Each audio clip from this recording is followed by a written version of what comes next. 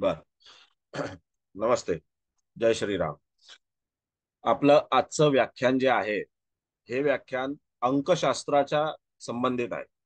अंकशास्त्र ही ज्योतिषशास्त्राचीच एक शाखा आहे, की अंकशास्त्र ही एक स्वतंत्र शाखा आहे याच्याबद्दल. कारण हल्ली अंकशास्त्राच्या बाबतीमध्ये बरेचदा असा काही गवगवा केला जातो आणि असं काही सांगितलं जातं, की अंकशास्त्र हे एकमेव शास्त्र आहे आणि लोकांचा त्याच्यावर इतका विश्वास असतो, की अंकशास्त्रामधून तुम्हाला 100% रिझल्ट मिळतात. अशा प्रकारे तिथे तुम्हाला काही गोष्टी दाखवल्या जातात. मग त्या नावाच्या मध्ये चेंज करण्यासाठी असो, न्यूमरॉलॉजिकली, किंवा तुम्हाला त्याच्यामध्ये मोबाईल नंबर जो आहे तो तो बदलून घेण्यासाठी असो, किंवा मोबाईल नंबर कोणता घ्यायचा याच्या संदर्भात असो, गाडीचा नंबर कोणता घ्यायचा याच्या संदर्भात असो, घराचा नंबर कोणता घ्यायचा याच्या संदर्भात असो.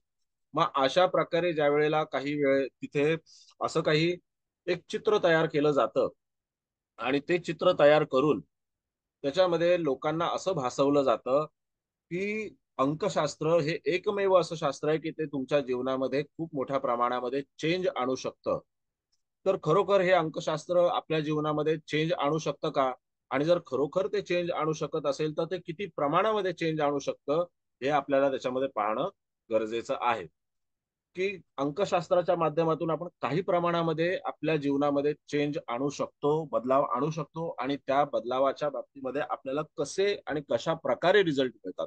नेमकं हे अंक जे आहेत, हे कशाचं प्रतिनिधित्व करतात, कुणाचं प्रतिनिधित्व करतात आणि आपल्याला कुणाचे गुणधर्म मिळवून देतात. जर समजा तुम्ही एखादा मोबाईल नंबर तुमचा बदलणार असाल आणि तो मोबाईल नंबर बदलताना तुम्ही एखाद्या त्या मोबाईल न्यूमरॉलॉजीच्या तज्ञाकडे किंवा मोबाईल न्यूमरॉलॉजीचा जो काही कन्सल्टंट आहे त्याच्याकडे जर समजा तुम्ही मागणी केली, तर तो तुम्हाला तिथे सांगतो की तुम्हाला हा नंबर सुटेबल नाही, तो नंबर सुटेबल नाही, आणि त्याच्यानंतर तुम्ही नंबर बदलून घेता आणि तो त्याने सांगितलेला नंबर बदलून घेतल्याच्या नंतर बऱ्याचदा आपल्याला असंही वाटतं की आता माझ्या जीवनामध्ये खरोखर चेंज होईल, आणि कधी कधी तसे चेंज होतात. पण ते चेंज खरोखर तो नंबर बदलल्यामुळेच होतात का, आणि त्याच्यामध्ये दुसरा काही कुठल्या गोष्टीचा सहभाग नसतो का? तर याही गोष्टीचा आपल्याला विचार केला पाहिजे. आणि सगळ्यात महत्वाचं, आपल्याला मुळाशी जाऊन नंतर खोडात, पानात, फुलात, फळात तिथे विचार करणं किंवा अभ्यास करणं गरजेचं आहे. ज्या वेळेला आपण असं म्हणतो, की ज्योतिषशास्त्र ही पहिली पायरी आहे. त्या सगळ्या शास्त्रांच्या बाबतीमध्ये जेव्हा आपण विचार करणार असू, तर ती ही ज्योतिषशास्त्र ही पहिली पायरी आहे. आणि त्या पहिल्या पायरीला वगळून जर आपण शेवटच्या पायरीला जास्त महत्त्व द्यायला लागलो, जर आपण गम भन शिकलो नसतो, अ, आ, इ शिकलो नसतो, एबीसीडी शिकलो नसतो, तर आपण एम-ए झालो असतो का, बी-ए झालो असतो का, आय-पी-एस झालो असतो का, आय-ए-एस झालो असतो का, ए-आय केलं असतं का, किंवा आणखीन कुठल्या कुठल्या शाखांमध्ये आपला जो काही कीर्तीचा झेंडा जो आहे तो आपण रोवू शकलो असतो का? तर नक्कीच रोवू शकलो नसतो. कारण आपला पाया तिथेच आहे. आणि तो पाया मजबूत असल्या कारणाने आपण सगळ्या गोष्टी पुढे शिकू शकलो, वाचू शकलो, लिहू शकलो आणि त्याच्यामधून आपण आपली विचारधारा व्यक्त करू शकलो. परंतु आपल्याकडे तिथे सध्या काही जो प्रकार चालू आहे, तर तो त्याच्यामध्ये अशा प्रकारे चालू आहे, की शास्त्र जितकं आहे, ज्या मर्यादेत आहे, त्याच्यापेक्षा त्याच्या मर्यादा ज्या आहेत, त्या मर्यादा खूप मोठ्या करून सांगितल्या जातात. आणि त्याच्यामुळे ज्योतिषशास्त्र जे आहे, हे ज्योतिषशास्त्र फार खुजं आहे, असं तिथे लोकांना भासवण्याचा प्रयत्न केला जातो. पण हे काही गोष्ट योग्य नाहीये. आता ज्या वेळेला लोकांना असं भासवलं जातं, की नाही ज्योतिषशास्त्र फार खुजं आहे याच्यापुढे, आणि ज्योतिषशास्त्रामध्ये तिथे तुम्ही फक्त नंबर बदली केले, की तुम्हाला त्याच्यामध्ये तुमच्या जीवनात चेंज येतो. मग आकाशस्थ ग्रहगोल जे आहेत, जे आपण जन्माला येताना सोबत घेऊन आलेलो आहोत, जेव्हा आपला मातेच्या गर्भातून जन्म झाला त्यावेळेला जे ग्रहगोल आपण सोबत घेऊन आलेलो आहोत, ज्यांच्यावर आपल्या पूर्ण आयुष्याची भिस्त आहे, ज्या ग्रहांनी आपल्या पूर्ण आयुष्याची स्क्रिप्ट लिहिलेली आहे, असं जे काही ग्रहगोल आहेत, तर त्यांना आपण किती महत्व द्यायचं की नाही महत्व द्यायचं, की फक्त एखादा अंक चेंज केल्याने आपल्या जीवनामध्ये एवढा चेंज येतोय, हे आपण मान्य करायचं, याच्याबद्दल थोडीशी साशंकता आहे. तर तत्पूर्वी मी विद्यार्थ्यांना असं विचारू इच्छिन, की बाबा तुम्हाला काय वाटतं याच्या बाबतीमध्ये. कुणीही जे विद्यार्थी इथे उपस्थित आहेत, तर प्रत्येक जणाला बोलण्याचा अधिकार आहे. प्रत्येकाने बोलावं, आपापलं मत मांडावं आणि त्याच्यामध्ये मला सांगावं, की तुम्हाला अंकशास्त्राच्या बाबतीमध्ये ह्या ज्या काही गोष्टी आहेत, तर त्याच्यामध्ये तुम्हाला काय असं वाटतं की हे खरोखर आपल्या जीवनामध्ये चेंज आणू शकतं का? कारण हल्ली आपण असे व्हिडिओ सुद्धा पाहतो. मग मी अमुक एका माणसाला कन्सल्ट केलं, तमुक एका माणसाला कन्सल्ट केलं आणि त्याच्यानंतर मला तिथे नंबर माझा मोबाईलचा चेंज केला आणि मोबाईलचा नंबर चेंज केल्याच्या नंतर माझ्या जीवनामध्ये खूप मोठं परिवर्तन आलं. आता मला असं म्हणायचं आहे की मग आकाशामध्ये जे काही ग्रहगोलांचे रोजचे बदल होत असतात, ज्याला आपण गोचरीचं भ्रमण म्हणतो, ते गोचरीचं भ्रमण कुठे गेलं? मग त्या गोचरीच्या भ्रमणाचा परिणाम आपल्यावरती होत नाही का? मग ज्या गोचरीच्या भ्रमणाने तिथे संपूर्ण सृष्टीवरती परिणाम होत असतो, तर ती सृष्टी ज्या ग्रहगोलांच्या आणि नक्षत्रांच्या अखत्यारीमध्ये येते, तर आपण केवळ आणि केवळ एक मोबाईल नंबर बदलल्यामुळे आपल्यावरती ते ग्रहगोल परिणाम करणार नाहीत का? किंवा आपल्या जीवनामध्ये जो काही पॉझिटिव्ह परिणाम येतो आहे मोबाईल नंबर बदलल्याच्या नंतर, तर तो काही काळाने येतो, कधी कधी त्याच्यामध्ये उशिरा येतो, कधी कधी लवकर येतो. पण त्याच्यामध्ये तो जो काही काळ येतो, चांगला काळ येतो, तर तो चांगला काळ येण्यासाठी जी काही त्याच्यामध्ये पार्श्वभूमी लागते, तर ती पार्श्वभूमी ग्रहांनीच तयार केलेली आहे की ह्या नंबर्सनी तयार केलेली आहे, याच्याबद्दल तिथे आपल्याला जाणून घ्यायचं आहे. आणि हे जे नंबर्स आपल्याला सांगितले जातात, हे जे काही नंबर्स आपल्याला सांगितले जातात की तुम्ही अमुक एक नंबर वापरा, तुम्ही तमुक एक नंबर वापरा, हा नंबर चुकीचा आहे, हा नंबर वाईट आहे, हा नंबर चांगला आहे, हा नंबर अतिशुभ आहे.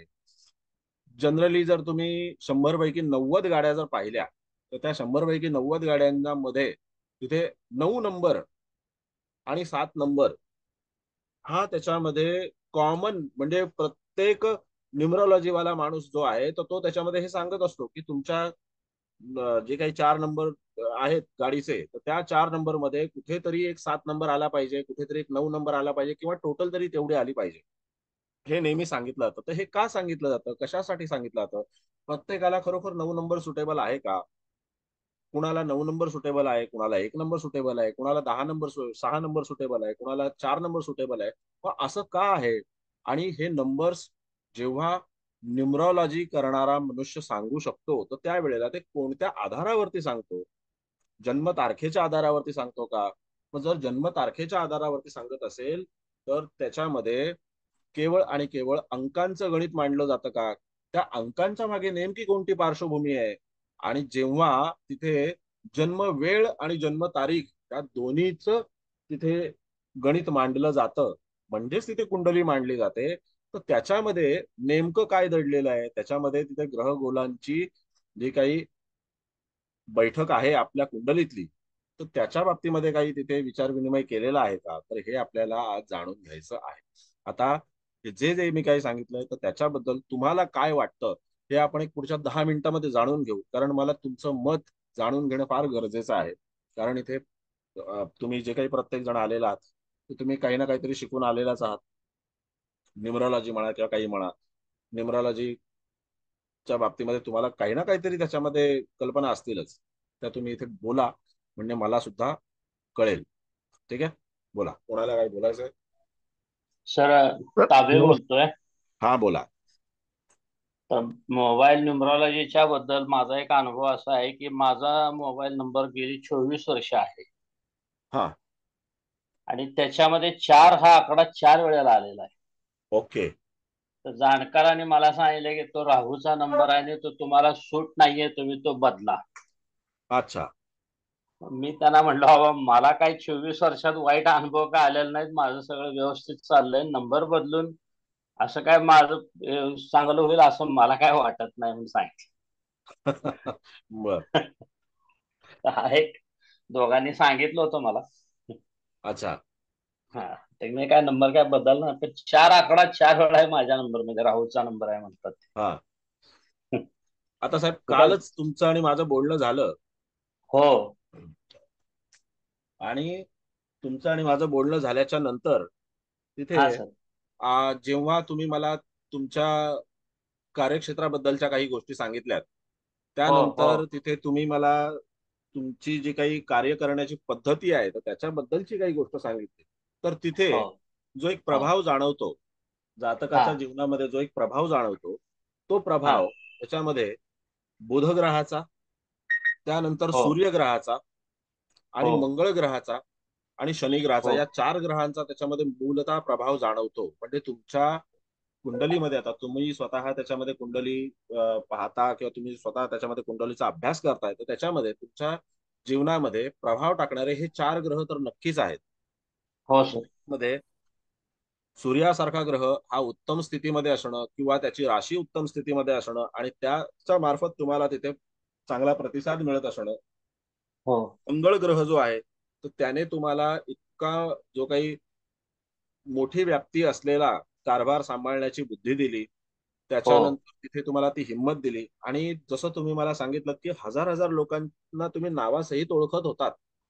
हो हो हो त्यांना सुद्धा तुम्ही तिथे एकदम उत्तम प्रकारे त्याच्यामध्ये कम्युनिकेट करून त्यांची जी काही समस्या किंवा जे काही म्हणणं आहे ते सगळं तुम्ही ऐकून घेत होतात. मग हो याच्याकरता तिथे जी काही बुद्धिमत्ता लागते, तर त्याच्यासाठी बुधच चांगला आला. हो आणि दुसरा भाग एक असा आहे की त्याच्यामध्ये शनी ग्रह जो आहे, या सगळ्या गोष्टी हँडल करण्याकरता एक जी माणसाकडे चिकाटी. चिकाटी लागते आणि संयम लागतो, तो हा, संयम संयम. जो हो आहे, हा संयम शनी ग्रहाकडे. आणि शेवटी तुम्ही सरकार आणि राजकीय क्षेत्र ह्या दोन्ही गोष्टींशी संबंधित असल्या कारणाने सूर्य आणि शनीचा प्रभाव तिथे जास्तीचा दाखवला जातो. हो आता हे सगळं हँडल करण्याकरता जी एक चांगली बुद्धिमत्ता, तीक्ष्ण बुद्धिमत्ता लागते, तर ती तीक्ष्ण बुद्धिमत्ता हा, 2 ग्रहांकडे नक्कीच आहे. एक म्हणजे हर्षलकडे आहे आणि दुसरं म्हणजे त्याच्यामध्ये ती राहू ग्रहाकडे आहे.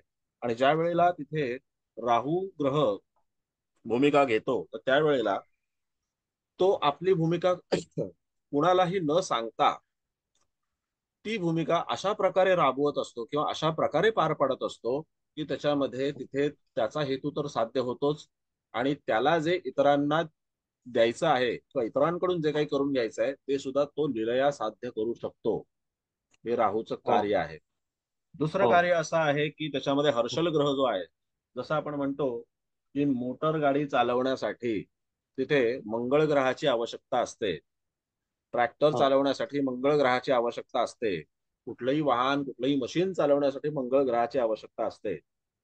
तसंच ज्या वेळेला एखादं मिसाईल चालवायचं असतं आणि त्याच्यामध्ये एखादं सॅटेलाइट जे आहे, तर त्याच्या बाबतीमध्ये काही कार्य साधायचं असतं, तर त्यावेळेला तिथे मंगळाची तर आवश्यकता लागतेच, पण ती निम्न स्तरावरती आणि त्याच्यापेक्षा उच्च स्तरावरती जी काही ग्रहाची आवश्यकता असते, तर ती म्हणजे हा, हर्षल ग्रहाची आवश्यकता असते.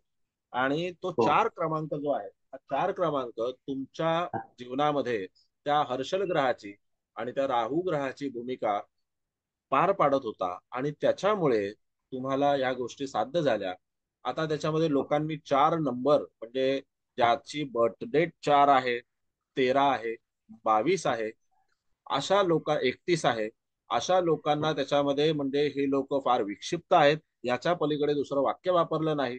त्यानंतर त्याच्यामध्ये असंही वाक्य वापरलेलं आहे की हे लोक भुमे असतात, एकलकोंडे असतात. आज जर तुम्ही हजार लोकांशी इंटरॅक्ट करत होतात किंवा हो. त्याच्याही पेक्षा जास्त लोकांशी इंटरॅक्ट करत होतात, तर त्यावेळेला तुम्ही काही हो. एकलकोंडे नव्हतात. पण जो प्रशासन नाही. असतो, त्या प्रशासनकर्त्याला जी काही एक मांडणी हवी असते किंवा जी काही व्यवस्था हवी असते, ती व्यवस्था तयार करण्याचं कार्य जे आहे ते इथे हर्षल सारखाच ग्रह करत असतो. हो मग तिथे तो 4 क्रमांक जो आहे तो तुम्हाला त्याच कारणासाठी योग्य ठरला. जसं हम्म. काल संध्याकाळी माझं कुलकर्णी साहेबांशी जेव्हा बोलणं झालं, तर त्यावेळेला त्यांनी एका व्यक्तीच्या बाबतीमध्ये एका मुलाच्या बाबतीमध्ये मला सांगितलं, जसं की आपल्याकडे डीएनए चेक केला जातो, डीएनए.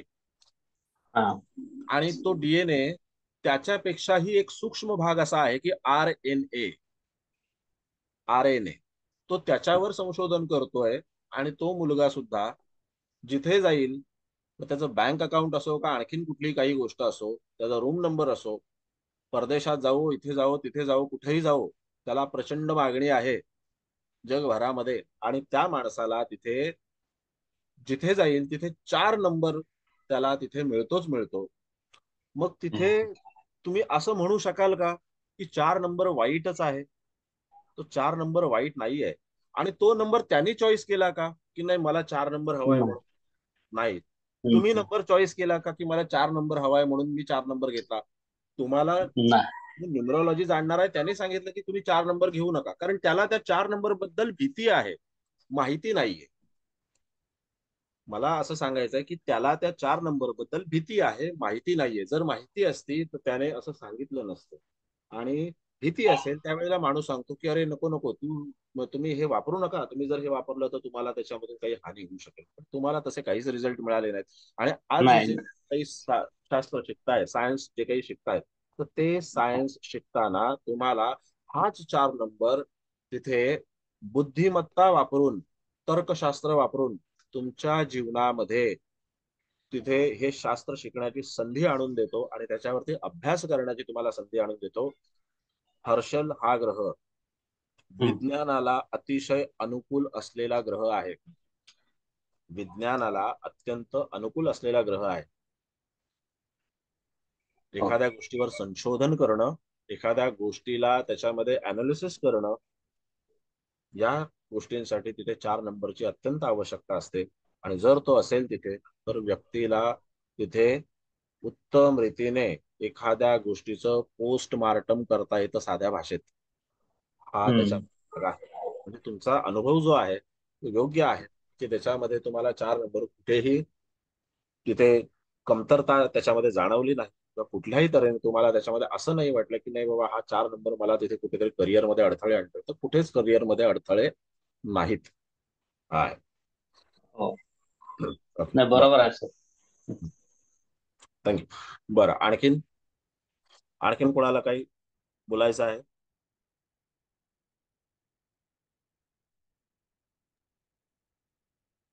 बोला. हा सर, मी असं ऐकलं की 8 नंबर जर असला रिपीट झाला तर त्यांचं देणं खूप असतं, त्यांचे खूप काम पेंडिंग असतात. हं. असं काही ते जे काही शिकवतात त्याच्यामध्ये काही लोकांचे ते नंबर घेऊन तिथल्या तिथं भविष्य सांगतात, ते म्हणतात 100% खरं आहे. हं. हा सुद्धा मला एक खंडाच वाटतो, असं माझं मत आहे. अगदी खरं आहे की आता जर समजा एखादं बाळ 8 तारखेला जन्माला आलं, किंवा एखादं बाळ तिथे 8व्या महिन्यामध्ये जन्माला आलं, म्हणजे ऑगस्ट महिन्यामध्ये जर जन्माला आलं, तर आपण त्याच्या जन्म तारखेमध्ये किंवा त्या जन्माच्या महिन्यामध्ये काही बदल करू शकतो का? तर आपण त्याच्या जन्माच्या महिन्यामध्ये किंवा त्याच्या जन्माच्या तारखेमध्ये कोणत्याही प्रकारचा बदल करू शकत नाही. तो बदल का करू शकत नाही? कारण त्याच्यामध्ये तेवढी आपली क्षमताच नाही. मग आपण जेव्हा असं म्हणतो की हा 8 नंबर चांगला नाही, मग आपण हे कोणत्या बेसवर म्हणतो की हा 8 नंबर चांगला नाही? केवळ तो शनी ग्रहाचा आहे म्हणून आपण असं म्हणतो का की 8 नंबर चांगला नाही? आता तुम्ही ज्योतिषी आहात. आता तुम्ही ज्योतिषी आहात, तर तुम्हाला एक गोष्ट लक्षात घेतली पाहिजे की जर आपण असं म्हणतो न्यूमरॉलॉजीमध्ये की 8 नंबर चांगला नाही, तर आपण आपल्या कुंडलीमध्ये असणारा शनी या ग्रहाला महत्व देत नाही का? किंवा आपण ह्या ग्रहाच्या बाबतीमध्ये काही गोष्टी ज्या आहेत त्या त्याच्यामध्ये लक्षातच घेत नाही का की हा शनी ग्रह खरोखर योग्य नाहीये, आपल्या कुंडलीमध्ये नसायलाच पाहिजे होता, नसता तर फार बरं झालं असतं. असं काही त्याच्यामध्ये आहे का? असं तर बिलकुल नाहीये. कारण प्रत्येक ग्रहाची परमेश्वराने जी निर्मिती केलेली आहे आणि ती योजना आपल्या कुंडलीमध्ये किंवा आपल्या जीवनामध्ये आखून दिलेली आहे, तर त्याच्या मागे काहीतरी त्याचं प्रयोजन आहे. आणि प्रत्येक ग्रह हा आपल्याला देत असतो आणि आपल्याकडून घेतही असतो. तो आपल्याकडून घेतो तर काय घेतो? तर तो आपल्याकडून त्याच्यामध्ये जे जे काही आपण चुकीचं केलेलं आहे ते काढून घेत असतो. आणि जे जे काही आपण योग्य रीतीने आत्मसात केलेलं आहे ते तो आपल्याला दाम दुपटीने परत देत असतो. एवढंच ग्रहाचं ते कार्य आहे. आता याच्यामध्ये कुठलाही का ग्रह असे ना, म्हणजे गुरुग्रहच फक्त चांगला आहे, शनी ग्रह मात्र वाईट आहे, असं बिलकुल नाही. प्रत्येक पत्रिकेमध्ये शनी असतो आणि तो जिथे असेल तिथे तो त्याची भूमिका उत्तम रीतीने बजावत असतो. जेव्हा तो ग्रह उत्तम रीतीने ती भूमिका बजावत असतो, त्यावेळेला मात्र आपण जर अशा पद्धतीचा विचार केला की शनीचा अंक चुकीचा आहे, तर शनीचा अंक चुकीचा नाही.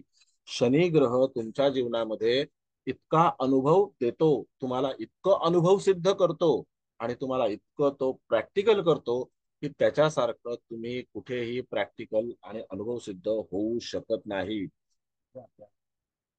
आहे. म्हणून आपण तिथे 8 नंबर चुकीचा आहे असं म्हणणं योग्य ठरणार नाही. 8 नंबर हा शनी ग्रहाचं प्रतिनिधित्व करणारा, जसं 4 नंबर हा त्याच्यामध्ये हर्षल ग्रहाचं प्रतिनिधित्व करणार आहे किंवा राहू ग्रहाचं प्रतिनिधित्व करणार आहे, तसंच शनी ग्रहाचं प्रतिनिधित्व करणं हे 8 नंबर कडे आहे. अजून कोणाला काही बोलायचं आहे, कोणाला काही विचारायचं आहे? सर मला थोडस सांगायचंय. हं. जेव्हापासून मोबाईल आले तेव्हापासून माझा एकच नंबर होता. हा. आणि आता काही म्हणजे वर्ष दीड वर्षापूर्वी अचानक म्हणजे मी गावी जायची तर आमच्या तिकडे रेंज नसायचं गावी. म्हणून हो. मला असं वाटलं की दुसरं एखादं कार्ड माझ्याकडे असावं, म्हणून मी हा. दुसरं कार्ड घेतलं. आणि सर आता सध्या माझ्या राशीला 7.7 चालू आहे. आणि माझा जो नंबर आहे कंटिन्यू मी जो वापरते आता, तो हम्म. 8 अंक येतो त्याचा टोटल. हम्म. तर म्हणजे मला कधी कधी असं वाटतं की काही गोष्टी आपोआप आपल्या आयुष्यामध्ये घडतात. ते ग्रह त्या त्या वेळेला ऍक्टिव्ह होतात आणि त्याच्याच माध्यमातून आपण काही डिसिजन घेतो. हा. असू शकतं का? आता कसं आहे मॅडम, की ज्या वेळेला तुम्ही मोबाईल नंबर एखादा घेता तर तुम्ही त्या मोबाईलचे 10च्या 10 डिजिट जर लक्षात घेणार असाल तर बऱ्याचदा मोबाईल कंपन्यांच्या मोबाईल नंबरची जी सुरुवात आहे तर ती कधी कधी 898, पहिला तर 98 यानेच होत होती. माझा बीपीएलचा जुना नंबर आहे 9821. आता तो 9821 जो नंबर आहे, हा नंबर त्या काळी ज्या ज्या लोकांनी कार्ड घेतले त्या त्या सगळ्या लोकांच्या सिमला तोच नंबर आहे 9821. मग ज्या वेळेला तिथे 9821 हा नंबर आपण घेत असतो त्यावेळेला तो आपण टाळू शकतो का? जर आपल्याला टाळायचं असेल तर आपल्याला दुसऱ्या कंपनीचा मोबाईल नंबर घ्यावा लागेल. आणि त्यावेळेला खरोखर त्या गोष्टी तिथे शक्य होत्या का? त्यावेळेला आता जशी सोय आहे, 3,000 रुपये द्या, 4,000 रुपये द्या, मग तुम्हाला तुम्हाला इच्छित नंबर मिळून जाईल, तुम्हाला अमुक नंबर मिळून जाईल, मग तुम्हाला जसा हवा तसा नंबर मिळून जाईल. पण कधीही आपल्याला हवा तसा नंबर मिळतच नाही. जेव्हा न्यूमरॉलॉजीच्या माध्यमातून आपण प्रश्नाची एखाद्याला विचारणा करतो ना, म्हणजे मी ज्या वेळेला न्यूमरॉलॉजीच्या माध्यमातून एखाद्याला प्रश्न विचारतो आणि त्याला त्याच्यावरती उत्तर देण्याचा प्रयत्न करतो, तर त्यावेळेला तिथे अनुभव असा आहे की त्या माणसाला जर तुम्ही 1 मिनिटाचा वेळ द्या किंवा 10 मिनिटाचा वेळ द्या किंवा 1 तासाचा वेळ द्या आणि त्याला सांगा की तुला अमुक एक प्रश्न आहे तर त्याच्यावरती तू तुझ्याच मुखातून एखादा नंबर सांग, आणि ज्या वेळेला तो त्याच्याच मुखातून एखादा नंबर सांगण्याचा प्रयत्न करतो त्यावेळेला त्याने 1 तासभर विचार करो किंवा 1 सेकंद विचार करो किंवा 1 मिनिट विचार करो, जो त्याच्या प्रारब्धामध्ये नंबर आहे तोच त्याच्या मुखातून निघतो. आणि तोच नंबर त्याच्या मुखातून निघाल्याच्या नंतर आपण त्याच्यावरती विवेचन करतो. हे मी तुम्हाला ही सिस्टम मी शिकवली होती तुम्हाला, मला वाटतं. हो, मोबाईल न्यूमरॉलॉजी तुम्ही शिकवलं होतं सर आम्हाला नंबरवरून. आणि म्हणजे मी कधी विचारच नव्हता केला. पहिले मी जो नंबर वापरत होती, माझी गुरुची राशी आहे मीन राशी, तर माझा पहिला नंबरची टोटल 3 येते. हम्म. आणि माझा तो नंबर अजूनही कंटिन्यू आहे. आणि दुसरा जो आता मी घेतला त्याचे नंबर टोटल 8 येते. तर माझा गुरु शनी एकत्र आहे आणि मला असं वाटतं की माझ्यावरती गुरुचं आणि शनीचं जास्त असर होतो किंवा आहे. बरं. आता कसं आहे मॅडम, की गुरु आणि शनीचा तुमच्यावरती प्रभाव असणं हे तुम्हाला कसं कळलं की तुमच्यावरती गुरु आणि शनीचा प्रभाव आहे? तुमच्या पत्रिकेवरून? सर असंही म्हणू शकतो. आणि काही गोष्टी अशा बघितल्या नाही की नाही, म्हणजे एक एक काही मिनिट, असंही म्हणू शकतो की असंच आहे असं मला म्हणायचं आहे, कारण पत्रिकेच्या म्हणजे खेरीज जोपर्यंत तर तुम्ही माहिती असं नव्हतं सांगू ना, शकता का? जोपर्यंत म्हणजे मी हे शास्त्र शिकत नव्हती, ज्योतिषशास्त्र शिकत नव्हती, तोपर्यंत तर ते मला एक म्हणजे अध्यात्म किंवा काही गोष्टी आपल्या ज्या आपण नेहमी म्हणतो की जे आपल्या तकदीरात आहे किंवा जे आपल्या नशिबात आहे ते आपल्या समोर येणार आहे असं. आणि आता जेव्हा मला माहिती झाली, जेव्हा मी शिकली त्यावेळेला तर मला आता नक्कीच असं वाटतं की माझ्या पत्रिकेमध्ये माझा गुरु शनी एकत्र आहे आणि त्याचेच अनुभव मला येत आहेत. मला तेच म्हणायचं आहे की जेव्हा बघा कसं असतं, एखाद्याला काही माहिती नसतं त्यावेळेला त्याला काला अक्षर भैस बराबर. पण आता तुम्हाला काला अक्षर भैस बराबर नाहीये, तुम्हाला लिहिलेलं काय ते माहिती आहे. ग म भ न लिहिलंय का अ आ इ लिहिलंय हे तुम्हाला माहिती आहे.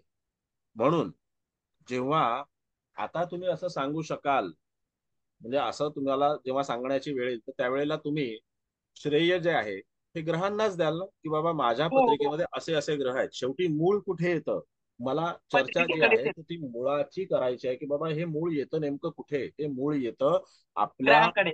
ग्रहांकडे. कारण जेव्हा जातकाचा, कुठल्याही जातकाचा, कुठल्याही बालकाचा ज्या वेळेला जन्म होतो त्यावेळेला आकाशामध्ये जी ग्रहस्थिती असते, जे ग्रहगोल तिथे उपस्थित असतात, पूर्व क्षितिजावरती जी राशी उदित असते ती राशी त्याची लग्न राशी म्हणजे त्याच्या देहाचं प्रतिनिधित्व करणारी राशी म्हणून आपण लक्षात घेतो. आणि ज्या वेळेला आपण तिथे इतर ग्रहांच्या बाबतीमध्ये विचार करतो तर तो इतर ग्रहांच्या बाबतीत केलेला विचार हा सुद्धा तिथे आकाशात असलेल्या ग्रहगोलांच्या बाबतीमध्येच आहे, की बाबा ते ग्रह त्यावेळेला आपल्या कुंडलीमध्ये कुठे कुठे आणि कसे कसे होते. चंद्र कुठे होता, सूर्य कुठे होता, इतर ग्रह कुठे होते. जसं तुमच्या पत्रिकेमध्ये शनी गुरुची युती आहे आणि त्याच्यामुळे तुम्ही धार्मिक आहात आणि मग त्याच्यामध्ये तुम्हाला धार्मिकतेचे अनुभव, तुम्हाला शनीचे गुणधर्म, ह्या सगळ्या गोष्टी ज्या आहेत, जबाबदाऱ्या घेणं, परोपकार करणं, ह्या सगळ्या ज्या काही गुणधर्मांच्या गोष्टी आहेत त्या तुमच्या अंगी असणं आणि तशा करणं, त्या तुमच्याकडून होणं, हे तुम्ही नाही किंवा कुणाच्या सांगण्यावरून नाही, तर हे केवळ आणि केवळ तुमच्या ग्रहांच्या आधारेच तुम्ही साध्य करू शकला आहात, तुम्ही शक्य करू शकला आहात. अन्यथा ही गोष्ट होत नाही. ज्याला नाचता येत नाही त्याला तुम्ही कितीही नाचायला शिकवा त्याला जमणारच नाही. ज्याला गाता येत नाही त्याला तुम्ही कितीही माईक आणून द्या त्याला तिथे गाता येणार नाही. कारण त्याच्यासाठी ते असावं लागतं. मी नेहमी एक वाक्य सांगत असतो शिकवताना, की आढ्यात असेल तर पोहऱ्यात येतं, आढ्यात नसेल तर पोहऱ्यात येणार नाही. असं आहे. बोला बोला मॅडम. अगदी बरोबर आहे सर. हं. आणखीन कोणाला काही, आणखीन कोणाला काही विचारायचं सर आहे? हा बोलू बोला. सर. हा नमस्कार बोला. सर. बोला बोला. नमस्ते. बोला. सर न्यूमरॉलॉजी हे जे अंक आहेत हा हे समजा आज आज तारीख आहे 17, पण हा. आज दशमी आहे, आषाढ दशमी आहे. ह्याला काही महत्व नाही का? किंवा पंचांग म्हणजे ब्रिटिशांनी आणलेली जेव्हा ही कॅलेंडर पद्धती आहे त्याच्या अगोदर काही न्यूमरॉलॉजी नव्हतीच. त्यावेळी नव्हतीच. लोकांचं ज्योतिष चालूच होतं. मग हो. आता असं नंबर बदलून असं काय फरक पडणार आहे? आणि जर माझी पत्रिका मी बदलू शकत नाही तर नंबर बदलून काय होणार आहे? अगदी असं माझं मला स्पष्ट मत आहे. अगदी मला तर तोच मुद्दा तिथे मांडायचा आहे. आपण फक्त एक बुडत्याला काडीचा आधार म्हणतो ना मराठीमध्ये, बुडत्याला काडीचा आधार, अशा प्रकारे त्या अंकांचा सहारा घेऊ शकतो. त्या अंकांचा सहारा घेऊ शकतो आणि ह्याचा वापर नेमका कसा करायचा याच्याबद्दल मी आज तुम्हाला त्याची चर्चा करून सांगणार आहे. जसं तुम्ही म्हणालात की त्याच्यामध्ये जेव्हा आपल्याकडे तिथी, वार आणि नक्षत्र यांच्यावरच सगळं जे काही कालगणना केली जायची, जेव्हा तारीख हा प्रकार नव्हता तर तिथीमध्ये खरोखर फलादेश दडलेला आहे. तिथीमध्ये फलादेश दडलेला आहे. म्हणजे तिथे प्रतिपदेपासून अमावस्येपर्यंत आणि पौर्णिमेपर्यंत ज्या काही तिथी आहेत तर त्या सगळ्या तिथींमध्ये तिथे फलादेश दडलेला आहे. अमुक एका तिथीला जन्माला येणारा माणूस कोणत्या देवाची उपासना करेल आणि त्याचं रंगरूप स्वरूप कसं असेल ह्याचा एक ढोबळ अंदाज जो आहे तो आपल्या पूर्व आचार्यांनी या शास्त्रामध्ये घेतलेला आहे. आणि त्यालाच अनुसरून तिथे पारंपरिक ज्योतिषशास्त्र जे आहे त्याचा एक बेस तयार झालेला आहे. मग अशा वेळेला तिथे जर आपण असं म्हटलं की तारखेच्या माध्यमातून जर आपल्याला काही फलादेश करायचा असेल तर त्या तारखेमध्ये 2 अंक समाविष्ट होतात, कधी कधी एक अंक समाविष्ट होतो. म्हणजे तिथे आपल्याला एक ग्रह किंवा 2 ग्रह यांचाच विचार करायला लागतो. बघा मी काय म्हणतो नीट लक्षात घ्या. तुम्हाला एक ग्रह किंवा 2 ग्रह यांचाच विचार, जेव्हा तुम्ही एक ग्रह किंवा विचार करता तर त्या वेळेला तिथे हे जे ग्रह आहेत हे जे अंक आहेत हे कुणाचं प्रतिनिधित्व करतात, तर हे ग्रहांचं प्रतिनिधित्व करतात. जर अंक ग्रहांचं प्रतिनिधित्व करत असतील, आता ह्या मुद्द्याकडे तुम्ही नीट लक्ष द्या, जर अंक ग्रहांचं प्रतिनिधित्व करत असतील तर बाप कोण आहे, ग्रह आहे का अंक आहे? जर रत्न ग्रहांचं प्रतिनिधित्व करत असतील तर बाप कोण आहे, रत्न आहे का ग्रह आहे? म्हणजे आपण नेमकं करतो काय? आपण नेमकं करतो काय? मालकाला आपण बाजूला ठेवून देतो आणि त्याचं प्रतिनिधित्व करणाऱ्या माणसालाच आपण त्याच्यामध्ये मालक समजून त्यालाच तिथे बऱ्याच गोष्टी तिथे हे करत असतो, त्याचेच लाड आपण जास्ती करत असतो. तर हे योग्य ठरणार आहे का? किंवा काही अंशी काही वेळेला योग्य ठरलं तर ते कशामुळे ठरलं असेल आणि ते कशा बाबतीत ठरतं तेही मी तुम्हाला सांगतो. जसं काही वेळेला ही गोष्ट एखाद्याला चटकन फलदायी ठरते. का चटकन फलदायी ठरते?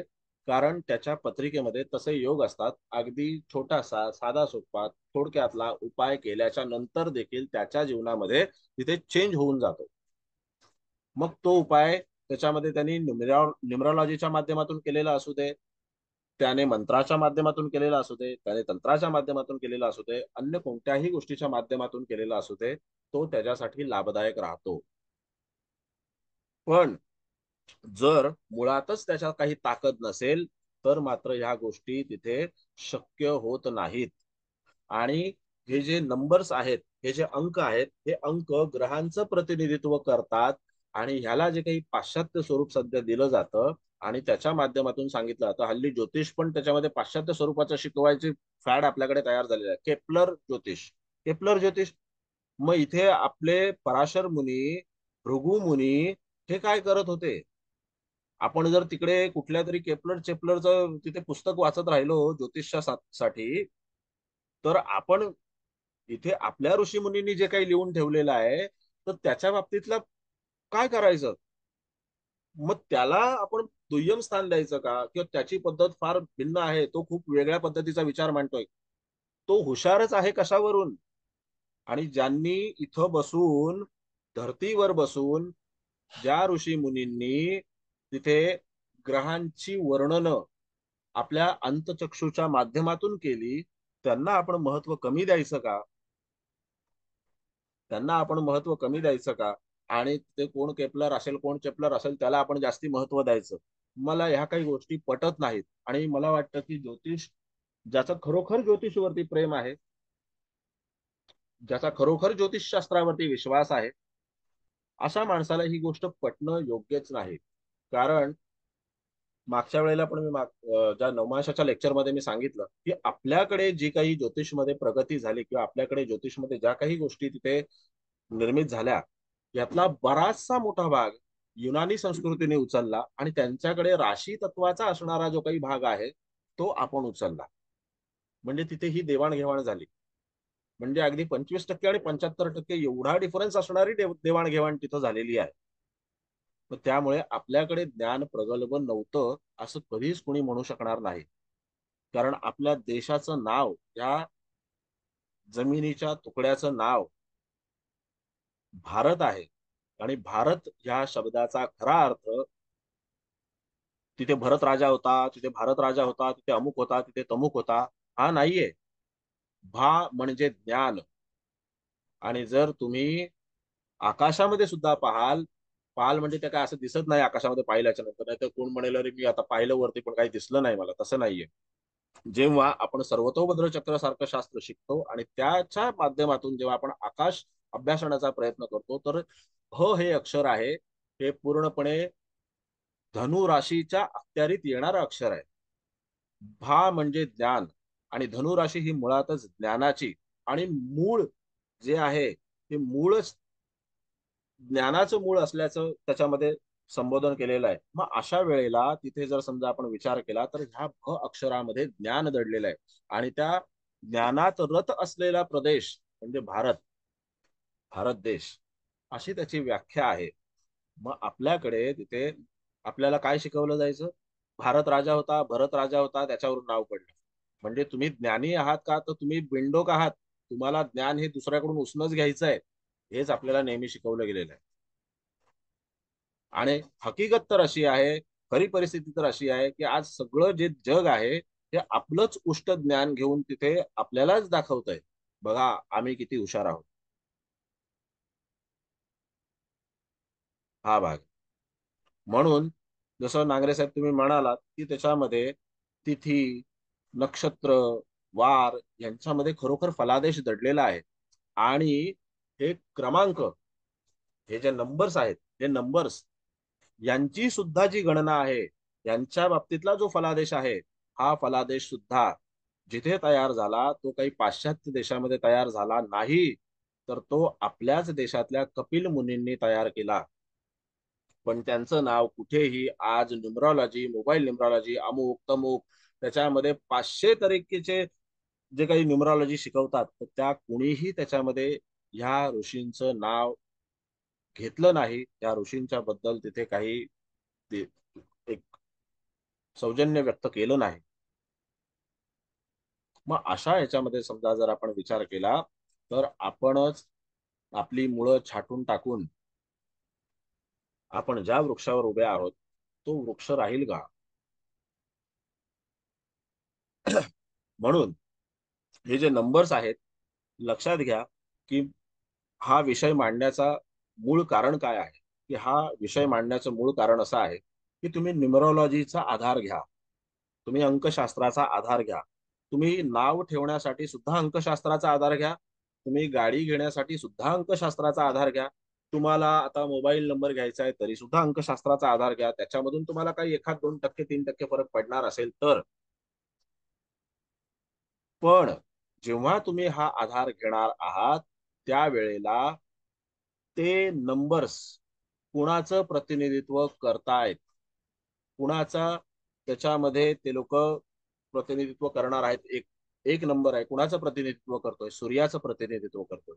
2 नंबर चंद्र, 3 नंबर गुरु, 4 हर्षल किंवा राहू, 5 बुध, 6 शुक्र, 7 नेपच्यून किंवा केतू, 8 शनी आणि 9 मंगळ.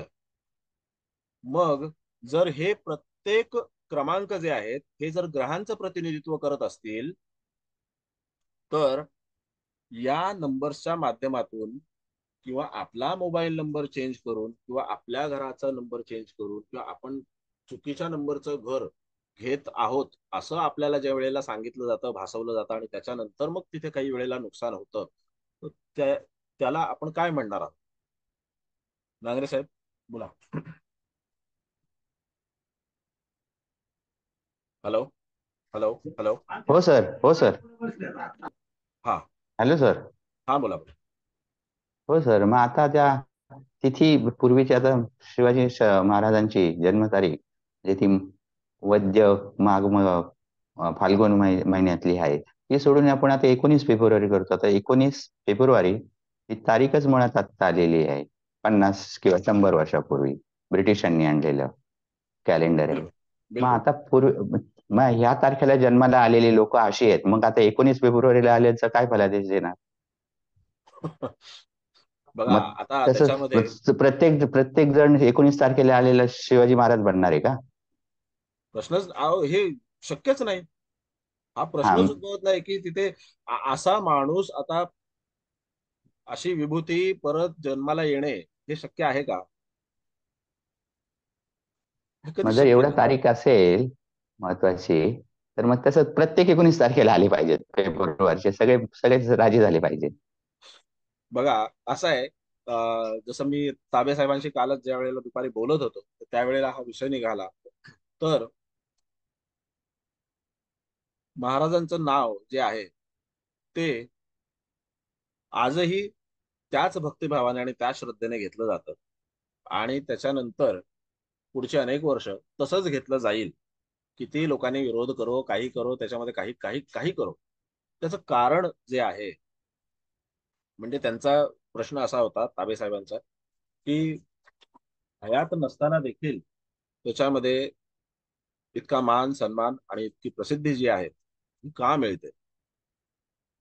तर त्याचं कारण असं आहे सिंह लग्न आणि कन्या राशी हस्त नक्षत्र.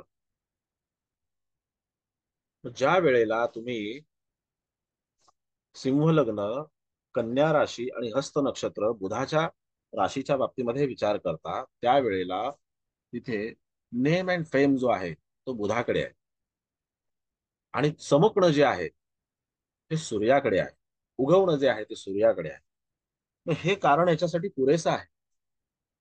तारका कोणी काही किती शोधो काही करो, पण हे कारण तेवढ्यासाठी पुरेसं आहे. त्या तिथीमध्ये, त्या नक्षत्रामध्ये जर आपण पाहिलं तर सगळ्याच्या सगळ्या गोष्टी दडलेल्या आहेत. जर आपण सर्वतोभद्र चक्राकडे गेलो, मी तिथपर्यंत जात नाहीये, पण मी तुम्हाला एक उदाहरणादाखल सांगतोय की सर्वतोभद्र चक्रापर्यंत गेलो आणि जर तिथे पाहिलं तर हस्त नक्षत्राचं पहिलं चरण जे आहे ते बलिष्ठांश सांगतं. दुसरं चरण आहे ते भोग्यांश सांगतं. ते पण चुकीचं नाहीये, ते पण फार चांगलंच आहे. पण त्याच्यामध्ये तिसरं चरण हे पंडितांश आणि चौथं चरण हे धनांश सांगतं. आणि हस्त नक्षत्राच्या पहिल्या चरणात ज्यांचा जन्म झाला शिवाजी महाराजांचा, तर त्याच्यामध्ये तिथे तो बलिष्ठांश जो आहे, हा बलिष्ठांशच तिथे सर्व काही दर्शवतो. तो बलिष्ठांशच सर्व काही दर्शवतो. चंद्र बलिष्ठांशामध्ये बुद्धिमत्तेच्या राशीत, निर्णय क्षमता दाट आणि निर्णय क्षमता प्रगाढ असणाऱ्या राशीत, अनुभव सिद्ध असणाऱ्या राशीत, कन्या राशीमध्ये जेव्हा तिथे चंद्र असा आहे आणि त्या हस्त नक्षत्रामध्ये, तेव्हा किती बळ प्राप्त झालं असेल चंद्राला.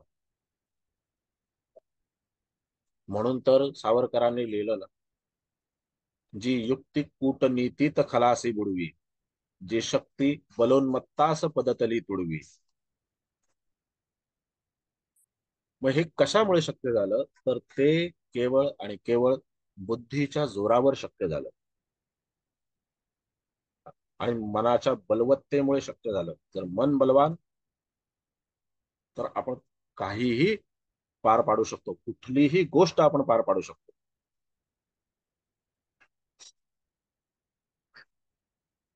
बोला आणखीन काय, आणखीन काय कोणाला बोलायचं आहे, विचारायचं आहे? मी बोलत बोला. चालेल? हा बोला, बोला ना. सर, मी 40 वर्षापूर्वी कॉन्फरन्स अटेंड केली होती हा सोलापूरला, हा ज्योतिष कॉन्फरन्स. हा तर त्यावेळेस त्यांनी कोणाचाही चॅलेंज जन्मतारखेवरून बरेच काही कॅरेक्टरिस्टिक सांगितले आणि ते बरेचसे टॅली होत होते, एक गोष्ट. हा आणि दुसरी गोष्ट, असा एक मला अनुभव आला की म्हणजे मला असं वाटत होतं की आपल्याला नंबरची पूर्ण माहिती नाही, त्या उगा नंबरच्या कोणत्या मागे लागायचं नाही. आपण फक्त मुहूर्त मुहूर्त आणि बाकीच्या गोष्टीला महत्त्व देऊन आपण वाहन खरेदी, अमुक गोष्ट खरेदी किंवा घेवाणदेवाण करायची. ह्या पद्धतीने मी वागत आलो. तर त्याच्यामध्ये मला असं प्रकर्षानं जाणवलं की लॉकर घेताना, प्लॉट घेताना, घर घेताना, तर ठराविक नंबरच आपल्याला, मी कुठलाही कधीही कोणत्या नंबरचा आग्रह किंवा प्रयत्न केलेला नसताना सुद्धा तर मला एक ठराविक प्रकारचेच नंबर मिळत आहेत असंही माझ्या लक्षात आलं. तर हा त्याबद्दल एक दोन वाक्य बोललं तर चालेल का? हा बोला. दोनच वाक्य. तर माझा जो जन्म आहे तो 16 सप्टेंबरचा आहे. तर 16 सप्टेंबर म्हटल्यानंतर त्या कॉन्फरन्समध्ये एका व्यक्तीनं माझं थोडं थोडं जमलं. तर त्यांनी मला जे सांगितलं कॅरेक्टरिस्टिक, तर ते त्यावेळेस मला खोटं वाटलं, पण ते सत्यामध्ये उतरलं.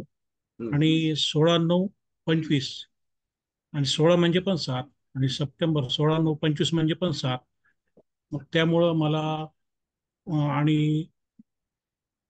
मला बऱ्याचशा गोष्टी 7 या नंबरच्याच लॉकवर वगैरे, 9 नंबरचे प्लॉट वगैरे, फोन नंबर वगैरे, गाडीचा नंबर वगैरे आपोआप मला मिळत गेले आणि मला कुठेही कसल्या प्रकारचं काही अडचण आली नाही. आणि ओके. समजा काही एखादी लॉकरची किल्ली हरवली, हा तर काही प्रॉब्लेम आला आणि दुसरं लॉकर मिळवायचा प्रयत्न केला, जरी घरचे बँकेत होते तरी, हा तर ते योगायोगानं ते आता जे मोकळं असेल तेच मिळतं तिथं सुद्धा. हा. तो योगायोगानं त्याची बेरीज ती 7 नंबरच अशी मिळत गेली. त्यामुळं असं वाटतं की ह्याचं कुठंतरी काहीतरी आपलं काहीतरी थोडाफार तरी काहीतरी संबंध असला पाहिजे असं वाटतं. बिलकुल बिलकुल. आता तुमच्या ह्या वक्तव्यावरतीच मी थोडस सांगणार आहे की जसं तुम्ही कुठल्याही प्रकारचा नंबर न चॉईस करता तुम्हाला 7 नंबर, म्हणजे तुमची 16 जन्मतारीख, तुमचा तिथे जन्म जो आहे तो सप्टेंबर महिन्यातला आहे, ते तिथे तो 9वा महिना आहे. तर अशा वेळेला तुम्हाला 9 आणि 7 ह्या गोष्टी मिळत गेल्या, बरोबर आहे. आणि त्याच्यामध्ये 9 आणि 7, बरोबर आहे सर. हा 9 आणि 7 हे जे 2 अंक आहेत हे कुणाचं प्रतिनिधित्व करतात? 9 अंक 9 नंबर मंगळाचं मंगळाचं प्रतिनिधित्व आणि करतो. 9 आणि नंबर त्याच्यानंतर मंगळाचं आणि 7 सात नंबर सात नेपच्यूनचं ना. नंबर जो आहे तो नेपच्यूनचं प्रतिनिधित्व करतो. नेपच्यूनचा, हो. त्याच्यानंतर तिथे आपल्याकडे केतूचं प्रतिनिधित्व करतो असंही म्हटलेलं आहे. मग जर तिथे 9 हो, नंबर बरोबर आहे. नेपच्यून आणि केतूचं आणि प्रतिनिधित्व करत असेल तर तिथे आणि तुमच्या माझ्या लग्नी जीवनामध्ये केतू आहे आणि अष्टमात पण चंद्र नेपच्यून गुरु युती आहे. लग्नी बर केतू आहे पुन्हा मीन राशीचा. बर. मग आता चंद्र नेपच्यूनची युती आहे, त्याच्यामध्ये तुमच्या पत्रिकेमध्ये लग्नामध्ये केतू आहे, म्हणजे इथे तुमच्या पत्रिकेमध्येच तुमच्या पत्रिकेमध्ये जेव्हा तुम्ही जन्माला आलात त्यावेळेलाच तुम्ही या ग्रहांचे तत्व तुमच्या सोबत जन्माला घेऊन आलात की नाही? याच बरोबर ग्रहांचे आहे सर. तत्व तुम्ही तुमच्यासोबत जन्माला घेऊन आलात की नाही? हो, बरोबर आहे. त्याच्यानंतर तिथे 9 नंबर हा मंगळाचा आहे. मंगळ कुठल्या स्थानामध्ये आहे फक्त सांगा. मंगळ पराक्रमात आहे ना. बर, म्हणजे तिथे मंगळाला सुद्धा चांगलं स्थान मिळालेलं आहे, मंगळ पराक्रमात हो, बलवान आहे, चांगलं. बरोबर आहे. बलवान आहे. मग हो. अशा ह्याच्यामध्ये जर समजा आपण विचार केला तर तुम्ही जन्माला येतानाच ह्या 3ही ग्रहांचं बळ घेऊन आलेला आहात, नेपच्यून, चंद्र आणि केतू, बरोबर की नाही? मग जर हो, तुम्ही बरोबर आहे. हे बळ घेऊन आलेला आहात तर तुम्हाला इच्छा नसताना म्हणा किंवा तुम्हाला माहिती नसताना म्हणा, तुम्हाला त्याच पद्धतीचे लॉकर्स, गाड्या किंवा घराचे नंबर किंवा अमुक तमुक जे काही तुम्हाला नंबरच्या संबंधित गोष्ट आहे ती तुम्हाला त्याच बाबतीमध्ये कशी मिळाली? कारण तुम्ही ते घेऊन आलेला आहात, तुम्हाला चॉईस करायला लागलं नाही. मला हेच तुम्हाला सांगायचं आहे की तुम्हाला ह्या गोष्टी चॉईस करायला लागत नाहीत. ज्या तुम्ही घेऊन आलेला आहात त्या तुम्हाला मिळत आहेत आणि त्या तुम्हाला मिळाल्या आणि त्या तुम्हाला हो, लाभदायक पण राहिल्या. हो, यशस्वी म्हणजेच राहिल्या. तुम्ही हा कुठं काही म्हणजेच प्रॉब्लेम नाही आला. तुम्ही त्याच्यामध्ये 15 तारखेला जन्माला आला असतात तर तिथे 1 आणि 5 सूर्य आणि बुध आणि अधिक 6 म्हणजे शुक्र ह्यांना तुम्ही घेऊन तिथे जन्माला आला असतात. मग अशा याच्यामध्ये जर तुम्ही विचार केलात ना तर तुमच्या जीवनामध्ये या ग्रहांची स्थिती ही अशी चांगली दर्शवली जाते आणि त्याच्यामुळे तुम्ही पुढे जाऊन ज्या काही नंबर्सच्या रिलेटेड असणाऱ्या गोष्टी तुम्हाला मिळाल्या त्या तुम्हाला ह्या ग्रहांच्या साथीमुळेच मिळाल्या. तुम्हाला त्याच्यासाठी झगडावं लागलं नाही. नाही मला 4च नंबर द्या, मला 2च नंबर द्या, मला लॉकरचा एवढाच नंबर द्या, मला गाडीचा हाच नंबर पाहिजे, मी त्याच्यासाठी एक्स्ट्रा पे करतो. नाही, तुम्हाला जे पाहिजे ते मिळत गेलं. का मिळत गेलं?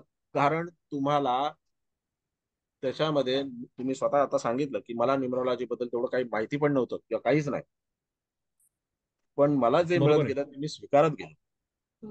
हो, हा त्याच्याबद्दल कधीच निगेटिव्ह विचार केला नाही.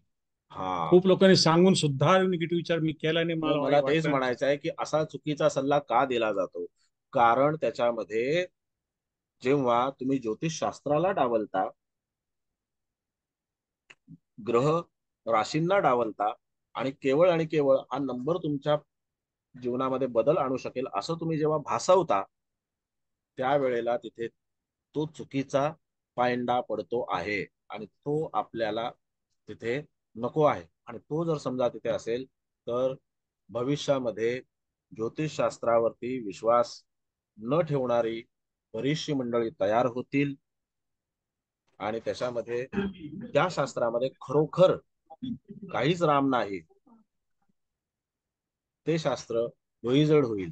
असं व्हायला नको, असं आणि व्हायला सर, नको. आता आपल्याला आता तुम्ही आणि अनिल सरांनी जो उल्लेख केला होता तिथी वार नक्षत्राचा, तर तसं त्या पुस्तकात मी एक वाचलं आणि ते माझं पुरतं लक्षात ठेवलं की मीन लग्न असेल तर तुमचा त्या अपत्याचा जन्म ईशान्य बाजूला, त्या जिथं जन्म झाला त्या बाजूत ईशान्य बाजूला त्यांची खाट असते.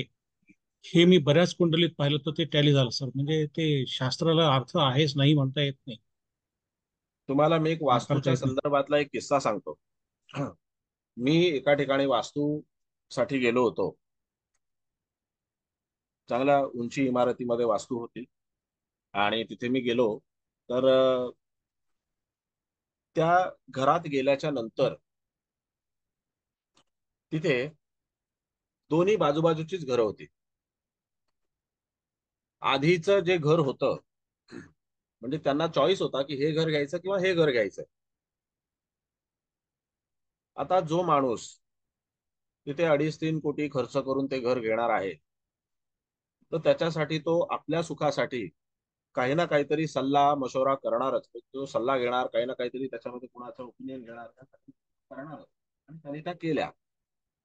तर तत्पूर्वी त्याने एका अंकशास्त्र तज्ञाला बोलावलं होतं, जो अंकशास्त्र तज्ञ वास्तुतज्ञ पण होता. आणि त्या अंकशास्त्र तज्ञाने त्याच्यामध्ये पहिल्यांदाच बघून सांगितलं की नाही, ह्या घराचा नंबर असा असा आहे, त्याच्यामुळे तो चुकीचा आहे आणि तो तुम्ही घेऊ नका. बघा त्यांनी काय सांगितलं. दोन्ही फ्लॅट बाजूबाजूलाच होते. त्यांनी सांगितलं की ह्या घराचा हा नंबर चुकीचा आहे, त्याच्यामुळे तो घेऊ नका, ह्याचे परिणाम तुम्हाला असे असे होतील. आता जो माणूस तिथे 2.5-3 करोड खर्च करून घर घेणार आहे मुंबईमध्ये, तर त्याच्यामध्ये त्याला काही ना काहीतरी तो आपला स्वतःचा पुढचा विचार करणारच. जर असा मनुष्य सांगतोय तर तो त्याच्यामध्ये ना, त्याला हे करणारच. तो घाबरला. तो म्हणाला नको बाबा, हा फ्लॅट नको, मग हा फ्लॅट, हा नाही नाही ह्याचा नंबर चांगला आहे, मग हा फ्लॅट तुम्ही घ्या. बघा हा फ्लॅट तुम्ही घ्या, असं त्यांनी त्याच्यामध्ये त्याला सांगितलं. आणि जेव्हा असं सांगितल्याच्या नंतर त्याने वास्तू पाहण्याच्या नावाखाली केवळ आणि केवळ आपल्या हातामध्ये लोलक पकडून तो लोलक त्यांनी फक्त घरभर असा एक राऊंड मारला, ब्रह्मस्थानावरती येऊन उभा राहिला आणि त्याने सांगितलं की ही वास्तू निगेटिव्ह आहे. बघा त्याच्यानंतर जो वास्तू घेणारा माणूस होता त्याने सुद्धा त्याच्यामध्ये ती वास्तू नाकारली, बाजूचं घर घेतलं आणि हे केवळ आणि केवळ त्या एका नंबरवरती घर त्याने सिलेक्ट केलं. आणि ते नंबरवरती घर सिलेक्ट केल्याच्या नंतर तिथे त्यांनी पेमेंट केलं, सगळं केलं. आता तो तिथे राहायला गेल्याच्या नंतर काही महिन्यांनी, साधारणतः 1 वर्षभरामध्ये त्याला ते अनुभव यायला लागले त्या घराचे. जेव्हा त्याला त्या घराचे अनुभव यायला लागले त्यावेळेला त्याला मनात विचार प्रबळ व्हायला लागला की आता मी हे घर विकू का, कारण परिस्थितीच तशी ओढावली होती. मग त्यावेळेला तिथे मला सल्ल्यासाठी बोलवलं गेलं, कन्सल्टेशनसाठी मला बोलवलं गेलं. मी गेलो तिथे, कन्सल्टेशन केलं. आणि ज्या वेळेला मी कन्सल्टेशन करत होतो त्यांना त्या घराची सगळी काही इत्यंभूत माहिती, जे जे त्यांना अनुभव आलेले आहेत ते त्यांना मी तिथे त्यांना सांगत होतो की तुम्हाला असे अनुभव आलेले आहेत तिथे. आणि त्याला ते होकारार्थी मान हलवत होते. तर त्यावेळेला तिथे मी बोलत असताना त्या माणसाने मला सांगितलं की मी आधी बाजूचं घर सिलेक्ट केलं होतं. आता हे बाजूचं घर जेव्हा सिलेक्ट केलं होतं त्यावेळेला त्यांनी तिथे ते घर अजूनही विकलं गेलेलं नाही. तर त्यावेळेला तिथे गेल्याच्या नंतर मी फक्त तिथे कंपास ठेवला आणि ते पाहिलं. त्या घराचं काम चालू होतं. मग तिथे ते पाहिलं. तर त्यावेळेला तिथे कळलं की त्याचा दरवाजा हा ह्या घराच्या दरवाजापेक्षा चांगला आहे आणि ह्या घराचा दरवाजा हा वायव्य दिशेकडला आहे. त्याच्यामुळे इथे आल्याच्या नंतर या माणसाचं शत्रुत्व आजारपण शत्रुत्व आणि कर्ज जे आहे ते प्रचंड वाढलं. त्याच्यामुळे तो हे घर विकण्याच्या तयारीमध्ये होता.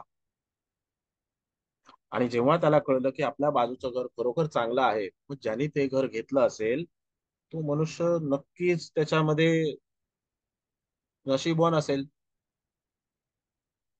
नाही का. मग त्या माणसाला तिथे चुकीचा सल्ला हा केवळ आणि केवळ अंकशास्त्राच्या माध्यमातून दिला गेला. मग हे अंकशास्त्र जेव्हा आपण वास्तूमध्ये वापरतो त्यावेळेला ते योग्य आहे का?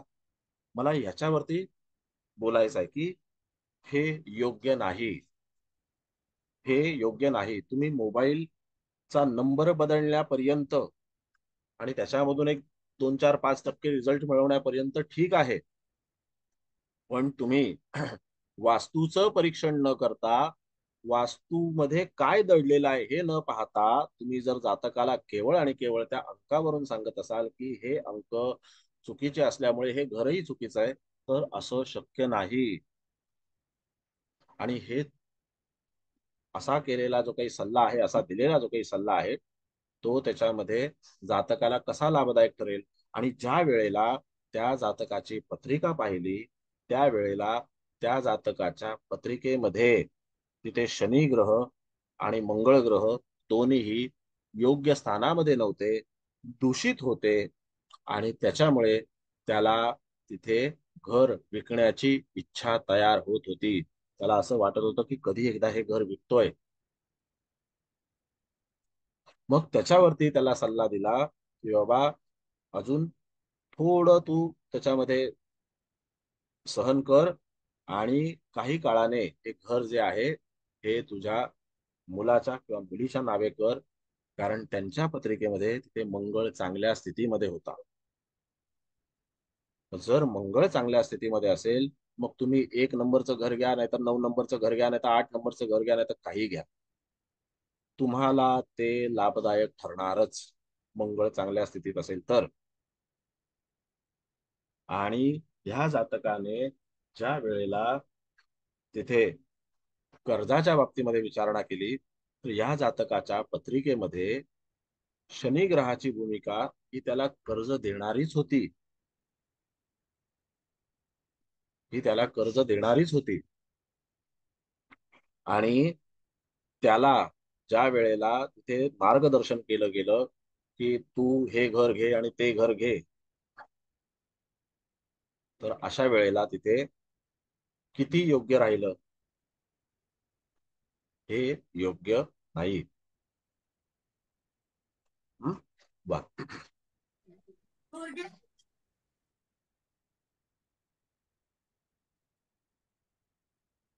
बरं, आणखीन उशिरा येणाऱ्या लोकांना मला हे सांगायचं आहे की वेळेत येत जा, नाहीतर पुढच्या वेळेला मी एंटर करून घेणार नाही. मनाला वाटेल तेव्हा यायचं नाही, वेळेत यायचं.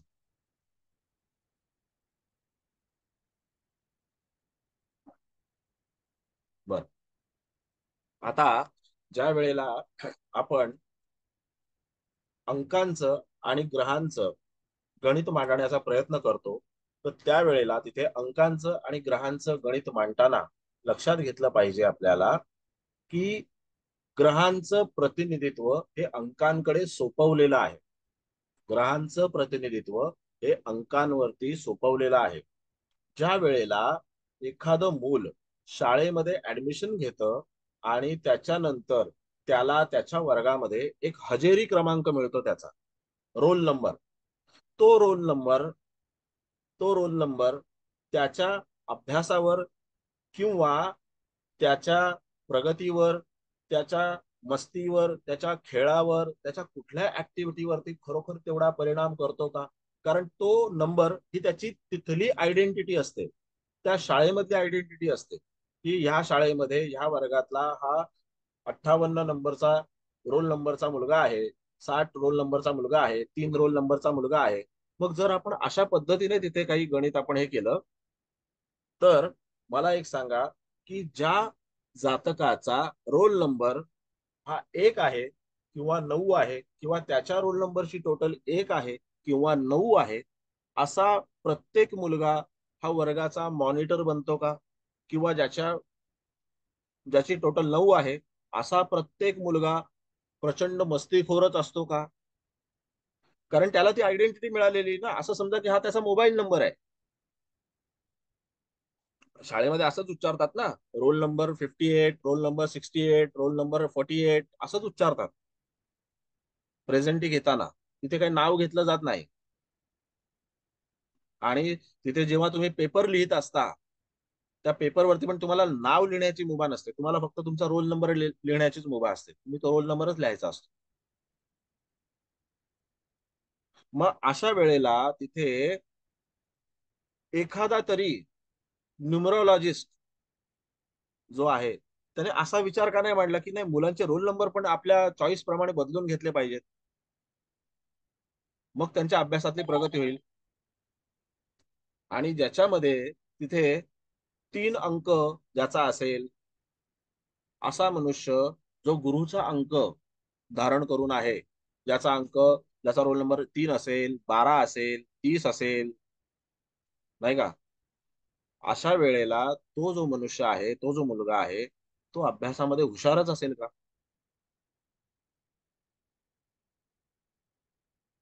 ह्याच्यावरती काही तुम्हाला सांगायचं आहे, काही तुम्हाला त्याच्यामध्ये बोलायचं आहे? कारण आतापर्यंत न्यूमरॉलॉजी वाल्यांनी त्याच्यामध्ये असे सगळे विषय घेतले. मोबाईलचा नंबर बदला, घराचा नंबर बदला, ह्या नंबरचं घर घेऊ नका, त्या नंबरचं घर घेऊ नका. इथे आई बाप शाळेमध्ये मुलांना ऍडमिशन मिळवून देण्यासाठी 5-5 लाख रुपये, 2-2 लाख रुपये डोनेशन देतात. आणि त्याच्यामध्ये तिथे 58 रोल नंबर मिळू दे, नाहीतर 8 नंबर मिळू दे, नाहीतर 4 नंबर मिळू दे, नाहीतर 40 नंबर मिळू दे, नाकारतात का? त्यांना इच्छित शाळेत ऍडमिशन हवं असतं. ही शाळा माझ्या घराच्या जवळ आहे, प्रतिष्ठित आहे, चांगली आहे, ते शिक्षणाचा दर्जा उत्तम आहे, हे पाहिलं जातं. म्हणजेच काय पाहिलं जातं तर मूळ कुंडली पाहिली जाते, नंबर्स नाही पाहिले जात. मग आता माझा मुलगा अभ्यासात प्रगती करत नाही तर जरा प्रिन्सिपलला रिक्वेस्ट करून तिथे असं केलं जातं का, नाही माझ्या मुलाचा रोल नंबर जरा 30 करा, माझ्या मुलाचा रोल नंबर 39 करा, असं केलं जातं का?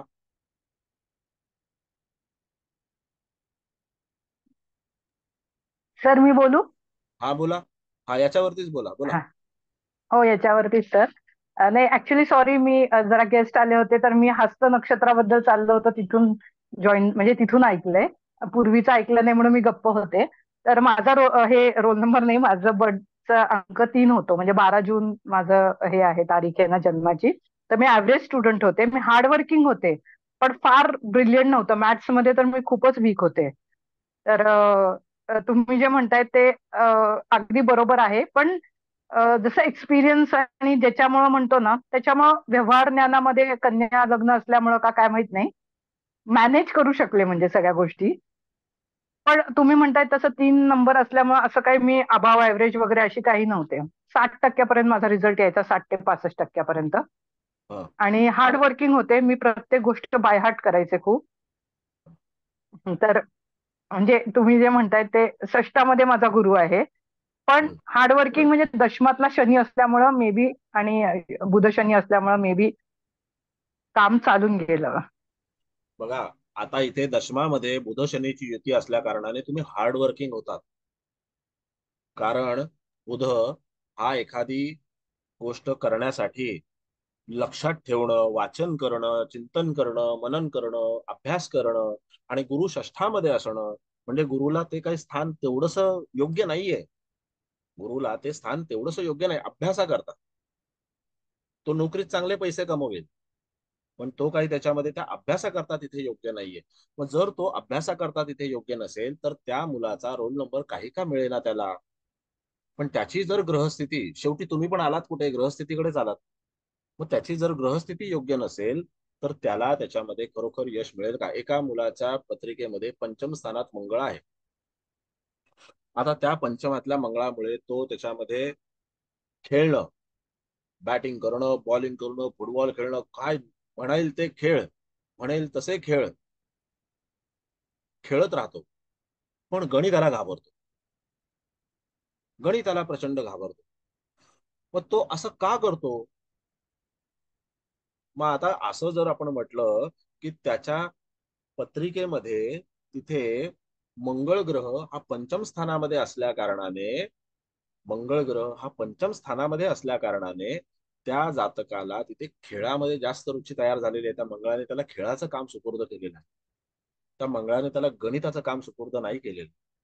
कारण तिथे गुरु जो आहे हा शनीच्या जर समसप्तकात असेल, जो विद्याभ्यासाचा मूळ कारक ग्रह आहे, तर त्यावेळेला त्याच्या ह्या प्रगतीमध्ये, त्याच्या ह्या सगळ्या गोष्टींमध्ये शनी सारखा ग्रह त्याला अतिरिक्त मेहनत घ्यायलाच लावणार.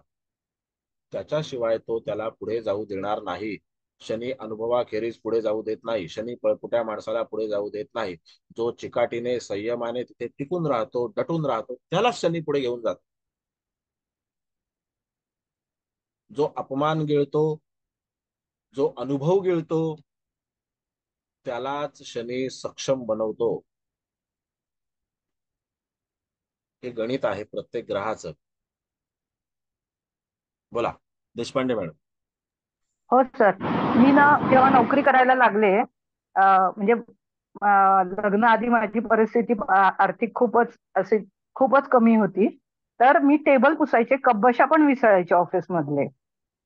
तर पण जेव्हा मी नोकरी सोडली तेव्हा मी खूप मोठ्या, म्हणजे सायनिंग अथॉरिटी सुद्धा माझ्याकडे आलेली होती. चिकाटी जे तुम्ही म्हणता ना सर, म्हणजे मी कम्प्युटर ऑपरेटर म्हणून जॉईन झाले होते तिथे हा. ऑफिसमध्ये. पण परचेस डिपार्टमेंटची हेड म्हणून मी तिकडनं बाहेर पडले. म्हणजे लग्न ठरलं, माझ्या मिस्टरांबरोबर ट्रान्सफर जिथं होईल तिथं जाण्यामुळं मी नोकरी क्विट केली. म्हणजे पण आता एका मॅडम इंजिनियरच्या लेवलचा पगार होता त्यावेळी मला. मॅडम तुम्हाला हे जे काही आणि मी इंजिनिअरिंगच्या सगळ्या बऱ्याचशा गोष्टी शिकले होते. हा जो काही सगळा मान सन्मान आहे हा तुम्हाला त्या षष्ठातल्या गुरुने दिला. कारण तुमच्या षष्ठ चंद्रगुरु. स्थानात हा. एक गुरु आहे. मग त्या गुरुने हा मान सन्मान दिला. मला तेच तुम्हाला सांगायचं आहे की जेव्हा आपण एखाद्याला नंबर्सच्या माध्यमातून रेमेडी देत असतो त्यावेळेला नेमकी कोणती काळजी घेतली पाहिजे. मुद्दा मूळ सांगायचा असा आहे, मगाचपासून आता एवढी जी चर्चा झाली ती चर्चा तुम्हाला असं वाटलं असेल की उगाचच वादग्रस्त चर्चा झाली किंवा त्याच्यामध्ये एखाद्या शास्त्राला कमी लेखणं हे काही चुकीचं आहे. मला शास्त्राला कुठल्याही कमी लेखायचं नाही किंवा कुठल्याही शास्त्रावरती टीका करायची नाही. पण एखाद्या शास्त्राच्या मर्यादा न समजून घेता आणि त्या शास्त्राला अमर्याद भासवून विद्यार्थ्यांसमोर प्रेझेंट करून त्या शास्त्राचं उगाचच बाऊ करणं आणि त्याच्यानंतर त्या शास्त्रावरती आपली रोटी शेकणं हे काही मला पसंत नाही. म्हणून मी इतकं जे काही विवेचन आहे ते त्याच्यासाठीच केलं. पण हे शास्त्र सुद्धा कपिल मुनींनी ज्या वेळेला जन्माला घातलेलं आहे आणि त्याच्या माध्यमातून आपण ज्या ज्या काही गोष्टी त्याच्यामध्ये करू शकतो त्या कोणत्या आणि कशा माध्यमातून करू शकतो, आपण काय काय करू शकतो नंबर्सच्या माध्यमातून आणि त्या नंबर्सची कनेक्टिव्हिटी जी आहे ती कशी होते आणि नेमकी कोणत्या प्रकारे त्याच्यामध्ये मोबाईल न्यूमरॉलॉजी तुम्हाला सांगितलं होतं की हा मोबाईल न्यूमरॉलॉजी मला एका तरी मोबाईल न्यूमरॉलॉजी इथे शिकलेल्या पैकी एकाने तरी सांगावं की मोबाईल न्यूमरॉलॉजी तुमच्यावरती कशा प्रकारचा परिणाम करते, कशा प्रकारे परिणाम करते, त्याचं टेक्निक काय परिणाम करण्याचं. समजा मी तुमच्याकडे मोबाईल नंबर मी कोणता घ्यावा याच्याकरता आलेलो आहे आणि त्या वेळेला तुम्ही मला एक मोबाईल नंबर सजेस्ट केला की तुम्ही हा हा मोबाईल नंबर घ्या, याने तुमचं भलं होईल. मी तो मोबाईल नंबर घेतला आणि त्याच्यानंतर माझं भलंही झालं. पण त्याच्यासाठी नेमके कोणते गुणधर्म आणि कोणती सिस्टम कारणीभूत ठरली हे मला न्यूमरॉलॉजी शिकलेल्या कुणीतरी सांगावं. आता इथे असं एकही माणूस नसेल की ज्याने न्यूमरॉलॉजीचं खरोखर एकही लेक्चर अटेंड केलेलं नाही किंवा त्यांनी काही त्याच्यामध्ये शिकलेलं नाही. असं काही त्याच्यामध्ये असं घाबरू नका, मी काही तुमची परीक्षा घेत नाहीये. तर मी कोर्स केलाय पण मी अजिबात वापर करत नाही सर. अहो मी सुद्धा शिकवलंय न्यूमरॉलॉजी तुम्हाला. मला तेच हा, म्हणायचं पण आहे नाही, की मी त्याच्या आधी पण मी शिकले होते. अहो 3 महिन्याचा एक कोर्स केला होता, पण नाही उपयोग झाला मला. म्हणजे काही तसं रिझल्ट नाही मिळाले त्यातून. मला मला असं म्हणायचं आहे की नेमके नंबर्स तुमच्यावरती कशा प्रकारे परिणाम करतात. नंबर सर ग्रहाच्या माध्यमातूनच ते परिणाम करतात. अगदी खरं, नंबर्स ग्रहाच्या माध्यमातूनच परिणाम करतात. पण आता समजा तिथे हल्ली प्रत्येकाकडे 2 ते 3 सिम कार्ड्स असतात, बरोबर आहे. मग ते 2 ते 3 हो. सिम कार्ड्स असल्याच्या नंतर ते नंबर्स, ते सगळेच्या सगळे नंबर्स म्हणजे टोटल त्याच्याकडे किती डिजिट तयार झाले, 30 डिजिट तयार झाले. मग ते तीस. 30 डिजिट आणि 9 ग्रह यांचा परिणाम त्या जातकाच्या जीवनावरती कशा प्रकारे होतो ह्याचं मला गणित कुणी सांगेल का. समजा आपण कॉम्प्लेक्स. एकाकडे एकच नंबर आहे असं समजू, 10 डिजिटचा एकच नंबर आहे. मग आता काही वेळे लोक म्हणतात नाही तो एक्सचेंजचा नंबर आहे ना 9821, तो नाही पकडायचा. का नाही पकडायचा, तो पण तुम्हालाच मिळालेला आहे ना. तो जर नाही लावला आणि पुढचे 6 नंबर लावले, 6 नंबर डायल केले आणि तो 9821 नाहीच डायल केला तर फोन लागेल का. फोन लागेल का? नाही लागणार. म्हणजे तो नाही सुद्धा लागणार. तुमच्या आयडेंटिटी मध्ये इन्क्लूड झालेला आहे.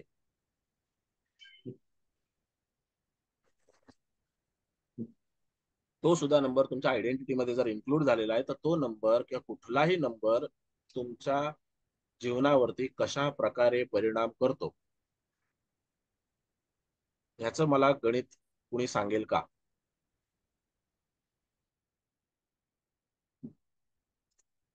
सर मी बोलू का? हा बोला.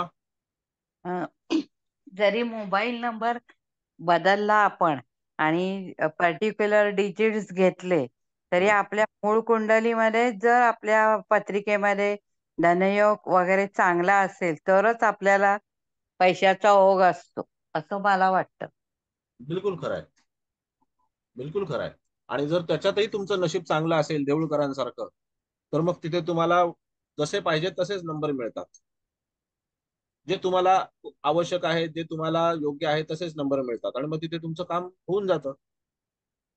मी माझ्या मुलाचा नंबर मुलांनी बदललाय. त्याच्यात त्यांनी काहीतरी 55 वगैरे असं काहीतरी घेतलंय.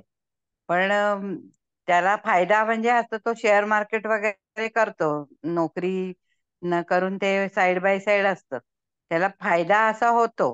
पण त्याच्या मूळ कुंडलीमध्ये गुरु चंद्र, शुक्र चंद्र एकत्र आहेत सर. हा. त्यामुळे त्याला मला असं वाटतं की त्यामुळे त्याला तो फायदा होत असावा. म्हणजे असं मोबाईल नंबर बदलून असं झालेला नाहीये. बघा आता मॅडम असं आहे की जेव्हा तो शेअर मार्केटच्या संदर्भात काही गोष्ट करतो, तर तिथे आपल्याला पहिलं लग्नस्थान पाहिलं पाहिजे. त्याच्यानंतर तिथे तो जर रोजचं ट्रेडिंग करत असेल तर त्याच्यासाठी त्याचं पंचम स्थान पाहिलं पाहिजे. त्याच्यानंतर बुधाची क्षमता पाहिली पाहिजे. त्यानंतर मंगळाची क्षमता पाहिली पाहिजे. आणि त्यानंतर त्याला ओव्हरऑल जो काही गेन होतोय का नाही होतोय याच्यासाठी गुरुची क्षमता पाहिली पाहिजे. ह्या सगळ्या गोष्टी तुम्हाला पाहणं आवश्यक आहे. त्याच्यातून शेवटी आपल्याला निर्णय मिळतो. 5 नंबर हा बुधाचा आहे, ट्रेडिंगचा आहे, म्हणून तो जास्ती वेळेला आल्याच्या नंतर तिथे तो तुम्हाला फायदा मिळवून देणार याच्याबद्दल माझं दुमत नाही. तो नंबर त्या ग्रहाची भूमिका बजावण्याचा प्रयत्न करणार, कारण ग्रहाने त्या नंबरकडे ती भूमिका सोपवलेली आहे. तो नंबर त्या ग्रहाची भूमिका बजावण्याचा प्रयत्न करणार. परंतु जर आपल्या पत्रिकेमध्ये ट्रेडिंग करणं, सट्टा खेळणं किंवा त्या सट्ट्याचं पूर्णपणे त्याच्यामध्ये अभ्यास करून अभ्यासपूर्वक काही निर्णय घेणं हे जर आपल्या पत्रिकेमध्ये असेल तरच मनुष्य करू शकेल.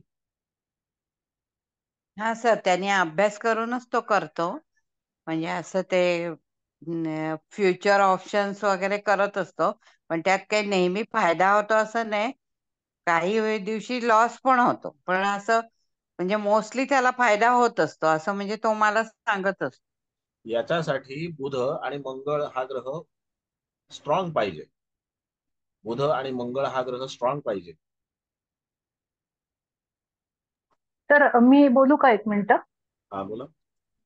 तर जसं तुम्ही म्हणता तसं 3 आकडा गुरुचा मला मिळाल्यामुळं असं बरेच जण म्हणतात की विद्याभ्यासातून ही पुढे जाऊ शकते असं म्हणू शकलं असतं. म्हणजे तसं फक्त न्यूमरॉलॉजी शिकलं तर आपण असं म्हणलं असतो की जे मला अभ्यासाच्या बॅकग्राऊंडमुळे मी नाही पुढे आले, म्हणजे जे काही आहे आयुष्यात मी आता. पण मी तेच सांगते की मला गुरुनी खूप काही दिलं पण सर, म्हणजे की ते पण तितकंच खरं की गुरुनी खूप प्रॉमिनंट रोल प्ले पण केलाय माझ्या लाईफमध्ये. म्हणजे माझं इंग्लिश मिडियमचं एज्युकेशन होतं.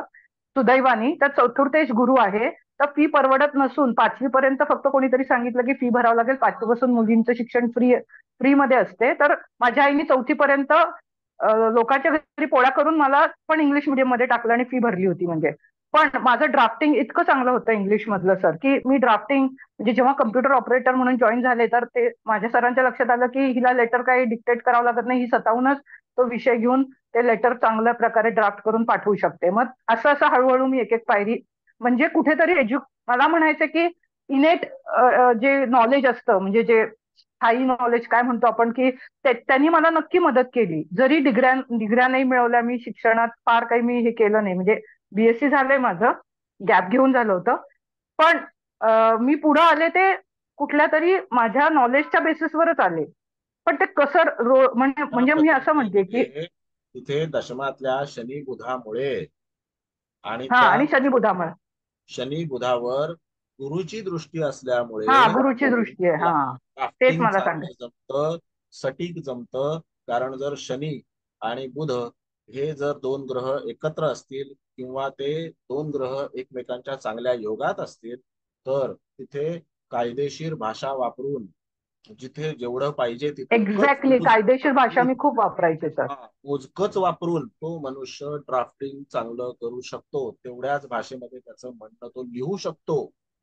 अगदी एक्झॅक्टली हेच मी करायचे. त्याच्यामुळे खूप आमचं म्हणजे आमच्यावर पेनॉल्टी लागायचे, हे लागायची, ते मी वेव ऑफ करू शकायचे. लाखोंच्या पेनॉल्टी लागायचे, तर मी केवळ माझ्या लेटर्स ड्राफ्टिंग मधून ते वेव ऑफ करायचे सर. ते मुद्देसूद आणि कायदेशीर भाषेत ते आमचा प्रॉब्लेम्स मांडून ते आमची चूक कशी नाहीये असं ते हे करून त्याच्यामध्ये वगैरे तुम्हाला असं. शिकवायचं हेच आहे की कुलकर्णी साहेब तुम्ही काही बोलत होतात का?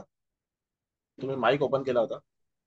हा, नाही, मी ते जनरलच बोलत होतो की मला हे कधी हे एवढं काही शास्त्र पटलं नाही. म्हणजे आहे 5-7% आणि दाखवतात असं की सगळं ह्याच्यामुळेच करू शकतो आणि चालतं. खूप मोठा गैरसमज पसरवला गेला होता. ह्याच्यावर क्लॅरिटी तुम्ही दिली, हे खूप चांगला केलात.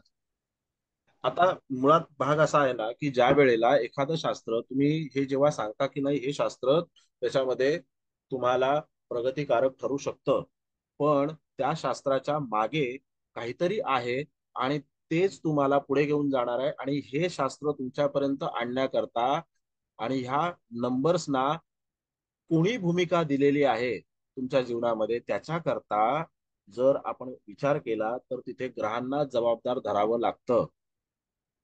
आपल्याकडे जो एक प्रकार केला जातो की तुम्ही नंबर बदला म्हणजे तुमचं जीवन बदलेल, तर नंबर बदलून जीवन बदलत नाही.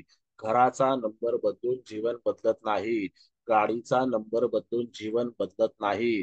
जे तुमच्या नशिबात नंबर आहेत ते तुम्ही त्याच्यामध्ये स्वीकारल्याच्या नंतर समजा एखाद्याला 8 8 8 8 8 नंबर मिळाले सगळीकडे किंवा आणखीन त्याच्यामध्ये शत्रू ग्रहांचे देखील नंबर मिळाले 81 81 नंबरची त्याने गाडी घेतली, पण त्याच्या जर पत्रिकेमध्ये चतुर्थ स्थान चांगलं असेल, कर्क राशी चांगली असेल आणि त्याचा मंगळ चांगला असेल तर तो 8 1 8 1 म्हणजे 81 81 नंबर त्याच्या जीवनामध्ये कुठल्याही तऱ्हेने हानी करणार नाही. अशी एक गाडी काय अशा म्हणजे असा गाडीचा जो मालक आहे त्या मालकाकडे 81 81 अशा नंबरच्या जवळजवळ 3 गाड्या आहेत. पण त्याच्या पत्रिकेमध्ये तिथे आता त्याला कुणीतरी सांगितलं असेल की तुला 9 नंबर टोटल आली पाहिजे. आता त्याच्या लग्नी आहे मंगळ. आता त्या माणसाच्या लग्नी आहे मंगळ आणि त्याचा मंगळ अतिशय सुस्थितीत आहे, अतिशय चांगल्या स्थितीत आहे. त्यानंतर भाग्यात आहे गुरु. भाग्यातला गुरु हा लग्नी असणाऱ्या मंगळावरती दृष्टी ठेवतोय. आता जर तो भाग्यातला गुरु लग्नी असणाऱ्या गुरु मंगळावरती जर दृष्टी ठेवतोय तर त्या वेळेला त्याने 3ही गाड्या घेतल्या. त्या अशा साध्या गाड्या घेतल्या नाही, मोठ्या मोठ्या गाड्या घेतल्या, चांगल्या गाड्या घेतल्या. 81 81 मग 8 आणि 1 जर आपण पाहिलं तर 8 अंक हा शनीचा आहे आणि 1 अंक जर समजा सूर्याचा आहे, मग तो जर तिथे असं शत्रुत्वाचे नंबर दर्शवत असेल तर त्या वेळेला त्याच्या जीवनामध्ये काहीतरी गजब झाला पाहिजे, पण नाही. कारण तो मनुष्य सक्षम आहे. कर्तृत्वाच्या बाबतीमध्ये मंगळाने त्याचं लग्नस्थान सक्षम केलेलं आहे आणि भाग्याच्या बाबतीमध्ये गुरुनी त्याचं भाग्यस्थान सक्षम केलेलं आहे. आता संकट कुणाला येत नाही जीवनामध्ये. जसं जसं गोचरीचं भ्रमण पुढे जात असतं, जसं जसं गोचरीचे ग्रह त्याच्यामध्ये आपली भूमिका घेत असतात आकाशामध्ये, तशा तशा प्रकारे धर्तीवरच्या प्रत्येक प्राण्याच्या जीवनामध्ये कमी अधिक फरकाने सुख दुःख संकट परिवर्तन ही येतच असतात. आणि जर ती येत असतील तर त्या वेळेला तिथे आपण केवळ आणि केवळ जर नंबर्सना त्याच्यामध्ये जबाबदार धरत असू तर ते चुकीचं आहे. त्या नंबर्सकडे केवळ आणि केवळ ग्रहांचं प्रतिनिधित्व दिलं असल्या कारणाने त्या प्रतिनिधींना आपण कशा प्रकारे वापरलं पाहिजे हे आपल्याला कळलं पाहिजे. आता मोबाईल नंबर मी आता मगाशी प्रश्न विचारला पण उत्तर कोणीच त्याच्यामध्ये सांगितलं नाही, कोणीच त्याच्यामध्ये काही दिलं नाही. ज्या वेळेला मला एखाद्या माणसाचा मोबाईल नंबर त्याला संपर्क करायचा असतो तेव्हा मी त्याचा मोबाईल नंबर डायल करतो. आता तो नंबर डायल केल्याच्या नंतर तो नंबर त्या माणसाची एक आयडेंटिटी म्हणून माझ्याकडे सेव्ह असतो. जसं बाबा मला त्याच्यामध्ये देऊळकरांना फोन करायचा आहे, का कुलकर्णींना फोन करायचा आहे, तर त्यावेळेला मी काय करणार, मग त्यांचा नंबर मी डायल करतो. मग त्यांचा नंबर डायल केल्याच्या नंतर तिथे त्यांना फोन लागतो, कारण त्यांनी तो नंबर विकत घेतलेला आहे. त्यांनी तो नंबर विकत घेतलेला आहे, आणि जेव्हा तो नंबर त्यांनी विकत घेतलेला आहे त्यावेळेला काही अंशी, बघा पूर्ण नाही, काही अंशी ती त्यांची आयडेंटिटी तयार झालेली आहे. बरोबर आहे. मी काही अंशी का म्हणतो याचं पण तुम्हाला कारण सांगतो. ती त्यांची आयडेंटिटी तयार झालेली आहे. आता जर समजा आपण न्युमरॉलॉजी प्रमाणे विचार करायला गेलो तर आपल्याला पॅन नंबर मिळतो. बरोबर आहे. Permanent account number. मग तो परमनंट अकाउंट नंबर, बँकेचा अकाउंट नंबर एखाद वेळेला आपण आपल्या चॉईसनी घेऊ शकू. जर तुमची तेवढी क्षमता असेल तर तुम्ही नक्कीच घेऊ शकाल. पण जर पॅन नंबर आपण तिथे अशा पद्धतीने घ्यायला गेलो तर शक्य होईल का? हा पहिला प्रश्न. दुसरा प्रश्न असा आहे की आता सध्या आपल्याला कुठेही जा, तुमच्या आधार कार्डावरतीच लिहिलेलं असतं. एक मिनिट, जरा पाणी पिऊ.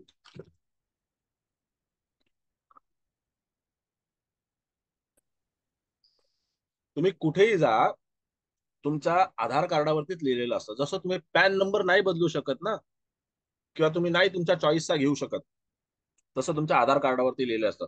माझा आधार माझी ओळख, ती खरी तुमची आयडेंटिटी आहे ना. किती लोकांना पटतंय हे वाक्य? माझा आधार माझी ओळख, हे किती लोकांना पटतंय? हे मी नाही म्हणत आहे, हे सरकारच म्हणतंय. हा बरोबर आहे, ते अलर्ट केलंय ना सर त्याला, म्हणून ती हा, ओळख त्यांनी त्याच्यावरती चौकशी का तुमचा नाही नंबर आहे झाली? ना. मग तो नंबर, जर तुमचा आधार तुमची ओळख असेल तर तो नंबर तुम्ही बदलू शकता का?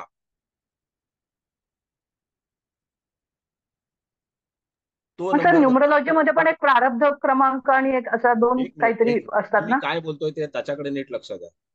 मी काय प्रश्न विचारतो त्याकडे नीट लक्ष द्या.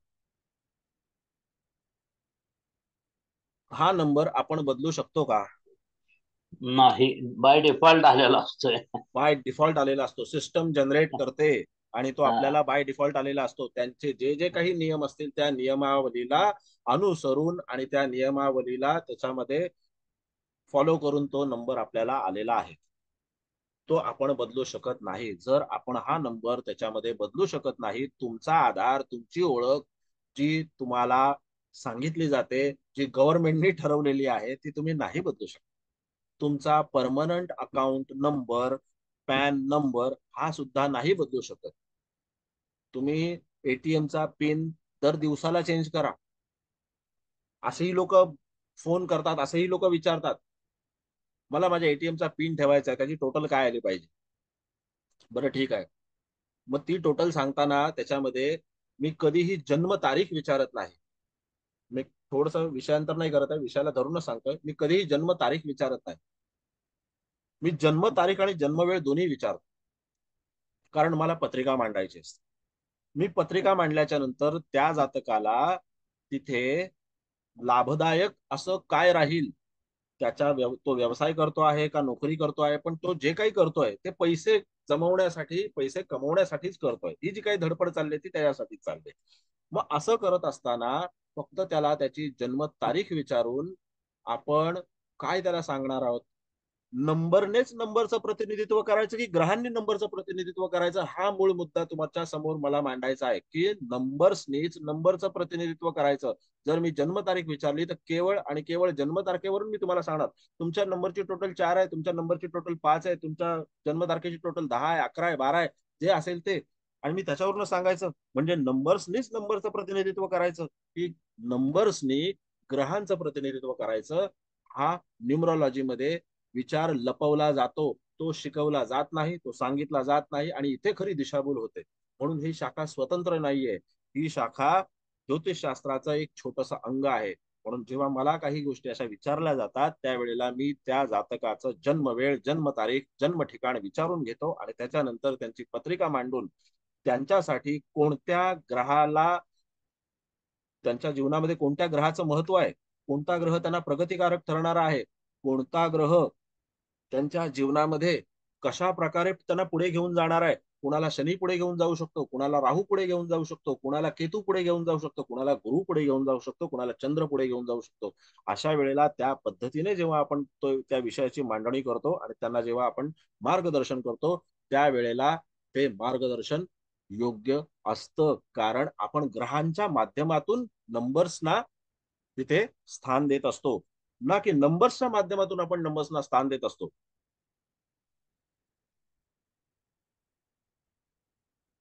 आपण ज्या वेळेला आषाढीच्या वारीला जातो किंवा कार्तिकीच्या वारीला जातो, त्यावेळेला तुकोबांची किंवा ज्ञानोबा माऊलींची पालखी खांद्यावरती घेऊन जातो.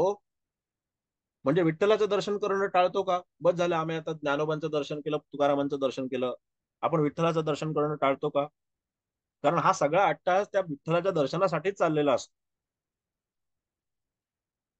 आपण काय करतो, बस हे केलं ना बस झालं, मग तिथूनच मागे यायचं. असं करून चालत नाही. प्रत्येक वारकरी हा ज्ञानोबा माऊलींची पालखी जेव्हा खांद्यावर घेतो, तुकोबा माऊलींची पालखी जेव्हा खांद्यावर घेत असतो, तर त्यावेळेला तिथे त्याची एकच इच्छा असते, त्यांच्या माध्यमातून मी तिथे पांडुरंगाच्या चरणी जाईन. हेच आपण विसरतो.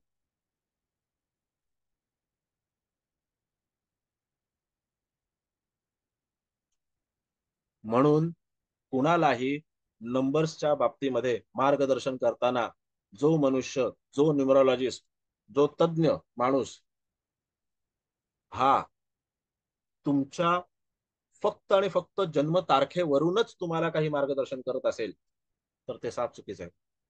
म्हणजे तो त्याच्यामध्ये चुकतोय. त्याने त्याच्यामध्ये थोडंसंच काहीतरी शिक्षण घेतलेलं आहे,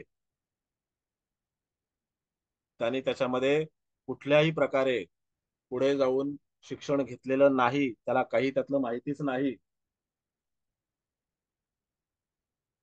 हे तुम्ही समजून घ्या. आणि ही जी काही न्यूमरॉलॉजी, जे काही असं पीक उगवलेलं आहे, त्याच्यामध्ये जी काही फसवणूक चाललेली आहे, एक एक नंबर सांगण्याचे, तुम्ही कोणता मोबाईल नंबर घ्यायचे, त्याचे 8,000, त्याचे 5,000, त्याचे 2,000, त्याचे 10,000, ठीक आहे घ्या तुम्ही, 1,00,000 रुपये घ्या, काही हरकत नाही, घ्या तुम्ही. पण तुम्ही सिस्टम काय अवलंब करता? सिस्टमच जर तुम्ही चुकीचे अवलंब करता आणि त्याच्यामधूनच तुम्ही सांगता, काही शहाणे लोक तेच सांगतात, नाही नाही ते पहिले 4 नंबर वगळायचे. अरे का पहिले 4 नंबर वगळायचे? ते पहिले 4 नंबर जर फोन नंबर मधून वगळले तर तुझा नंबर लागेल का? फक्त 6 नंबर मध्ये तुझा फोन लागेल का? म्हणजे ती तुझी आयडेंटिटी नाही आहे का?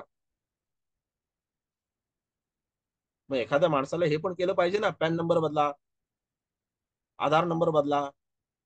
मग त्याच्यावरती ते स्पष्ट लिहिलेलं आहे त्या कार्डावरती, माझा आधार, माझी ओळख. तुमचा आधार पण आहे आणि तुमची ओळख पण आहे. मग त्याचं काय करणार?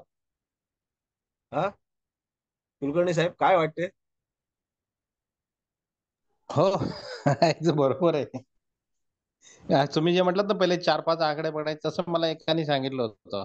अरे पहिले हे नाही धरायचे, पण त्याच्याकडे त्याचं काही उत्तर नव्हतं. का नाही धरायचे? आता तर खूप तुमचा सुंदर विचार मांडला तुम्ही सर, खूपच सुंदर. पूरक शास्त्र म्हणून वापर करू शकतो, पण एकटं त्याला धरून एक्झॅक्टली नाही आपण एक्झॅक्टली बाकी. तुम्ही अतिशय उत्तम शब्द वापरले की तुम्ही याचा पूरक शास्त्र म्हणून वापर करू शकता. याचा मुख्य शास्त्र म्हणून वापर जर करत असाल तर कुठेतरी तुम्ही फसाल. तत्कालिक दृष्टिकोनामध्ये पेन किलर तुमचं दुखणं बरं करू शकते, पण तुमचं दुखणं जर मुळापासून काढून टाकायचं असेल तर त्याच्यावरती तुम्हाला निदान करून, त्या रोगाचं निदान करून त्याला पूर्णपणे क्युअर करण्यासाठी जी काही उपाययोजना आहे ती करणं गरजेचं आहे. सर कसं आहे, ज्योतिषशास्त्र नीट शिकायचं म्हटलं तर खूप वेळ लागतो, बुद्धिमत्ता लागते, चिकाटी लागते. आणि हे हल्ली तर आता लोकांना आपल्याला स्पॉट मध्ये सगळ्यांनाच पाहिजे, इमिजिएट पाहिजे. मला ही कळलेलं आहे. ही सिस्टम ही सिस्टम हे कसं कशी? आहे सर, हे 4-2-10 दिवसात, 1 महिन्यामध्ये ह्याच्यावरती बडबड करायला माणूस मोकळा असतो. हो, तुम्ही पैसे 10 दिवसात कमवता पूर्ण येतात. ज्योतिषी व्हाल. अहो 10 दिवसात पूर्ण ज्योतिषी व्हायला का एका दिवसात पूर्ण ज्योतिषी व्हायला, इथे लहान मुलाला तुम्ही बसवा, तो गम भन पण एका दिवसात शिकत नाही, एबीसीडी पण एका दिवसात शिकत नाही. त्याला 12चा पाढा पाठ करायला सांगा, 15चा पाढा पाठ करायला सांगा, तो करेल का एका दिवसामध्ये पाठ? नाही होत. आणि मग हॅलो, हा बोला. हेच कारण आहे की असे जे छोटे छोटे कोर्सेस आहेत ना, की जे फक्त सपोर्टिंग फॅक्टर निभावतात, हे एवढे मोठे का झाले? तर ह्या लोकांनी, कारण ह्यांना ते डीप मध्ये जायची यांची कुवत नाहीये शिकवायची. ज्योतिषशास्त्र विषय किंवा असे मोठे विषय हे छोटे छोटे पकडतात, आणि आपण ढोल आपला बडवत बसायचा आहे की किती मोठं शास्त्र आहे, किती मोठं शास्त्र आहे. आणि सगळेजण गल्लीतला इकडचा तिकडचा सगळेजण हेच करायला लागले. लोकांना वाटतं हेच खरं आहे, आणि तसं त्यांनी तयार केलं वातावरण. मग बदल कशामुळे घडणार आहे हे लोकांना समजून घ्यायची स्वतःची इच्छाच नाही, कधी ते स्वतःच्या बद्दल विचारच नाही करत. बघा, जो माणूस मार्गदर्शन मागायला येतो ना, तो कधीही चुकीचा नसतो. कारण त्याला त्याच्या जीवनामध्ये काहीतरी बदलाव हवा असतो, काहीतरी चांगलं हवं असतं, म्हणून तो मागायला येतो. मी माझा पिन नंबर कुठला ठेवू ह्याच्यासाठी जर लोक आपल्याला फोन करत असतील, की ह्याची टोटल किती आली पाहिजे ह्याच्यासाठी जर लोक आपल्याला फोन करत असतील, तर त्याचा काही उद्देश चुकीचा आहे का? त्याच्यामध्ये त्याचा उद्देश योग्यच आहे.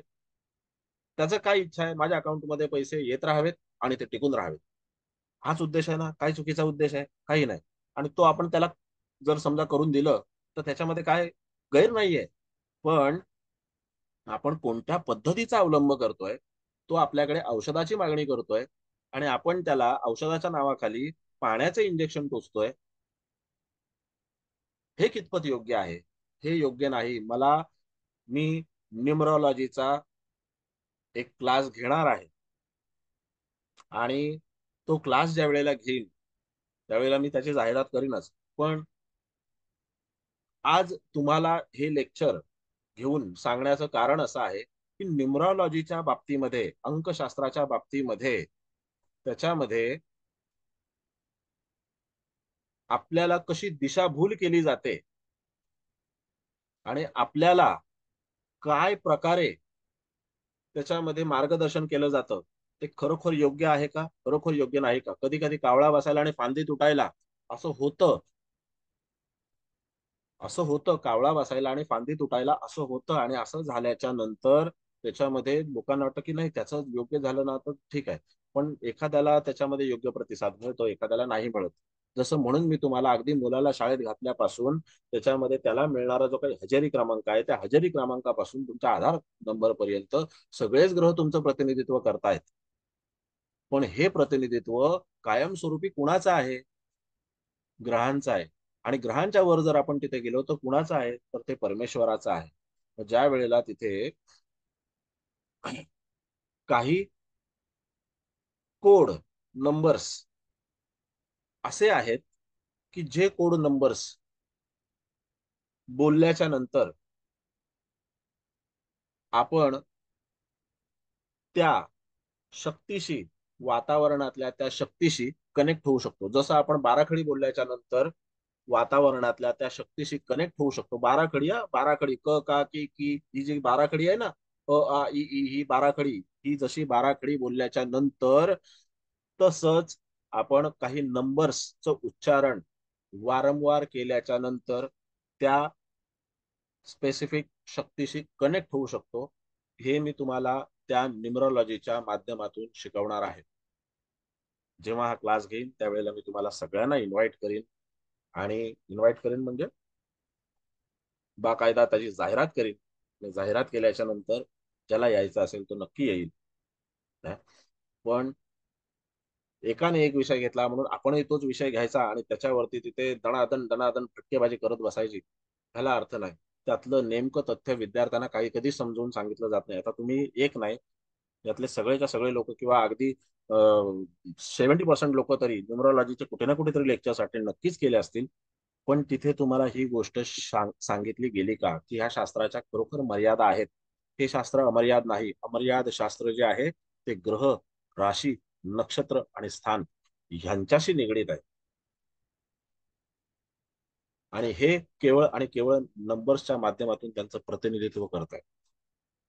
जेव्हा आपल्याला मोबाईल नंबर जरी एखाद्याला सांगायचा की तू मोबाईल नंबर्सची टोटल जी आहे तुझी ती अशी अशी आली पाहिजे, बघा तुमच्या मोबाईल नंबर मध्ये 4 वेळा आला पाहिजे का 2 वेळा आला पाहिजे, हे नाही. त्याला सेकंडरी ऑप्शन आहे, ते सेकंडरी ऑप्शन आहे न्यूमरॉलॉजी मधलं. टोटल तशी नाही ना मिळत आहे, मग हा 4 नंबर तुमच्या मोबाईल नंबर मध्ये असा येऊ दे, हा 5 नंबर तुमच्या मोबाईल नंबर मध्ये असा येऊ दे, त्याचा जरा प्रभाव जास्ती प्रमाणात जाणवू दे. हा त्याचा भाग आहे.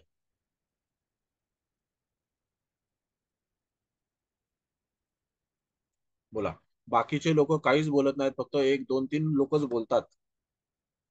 Sir, hello sir. बोला. सर, मागाशी तुम्ही सांगितलं ना शाळेतलं, आता माझी जन्मतारीख 18 आहे. 18 म्हणजे 9 म्हणजे मंगळ. पण मला नेहमी रोल नंबर म्हणजे KG पासून 10वी पर्यंत 2 नंबर होता. हा. आणि मी तिथे नवीन आमच्या सांताक्रूजला राहत असताना तिथे कॉन्व्हेंट मध्ये होतो. ते नवीनच त्यावेळेला चालू झाली होती. आता कॉन्व्हेंट मध्ये इंग्लिश बोला आणि मग तिथे ते आणि उगाच मराठी एकदम कमी आहे, तर मी बरोबर त्याच्या विरुद्ध होतो.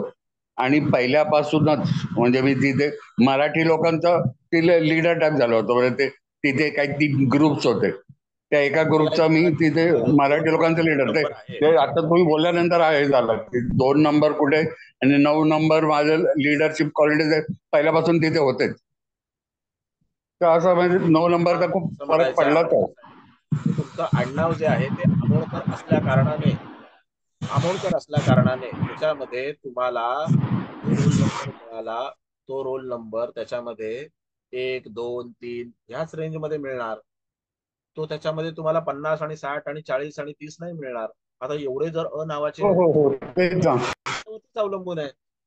मग मला हेच सांगायचं आहे की ज्या वेळेला तिथे बाबा मूल अभ्यास करत नाहीये,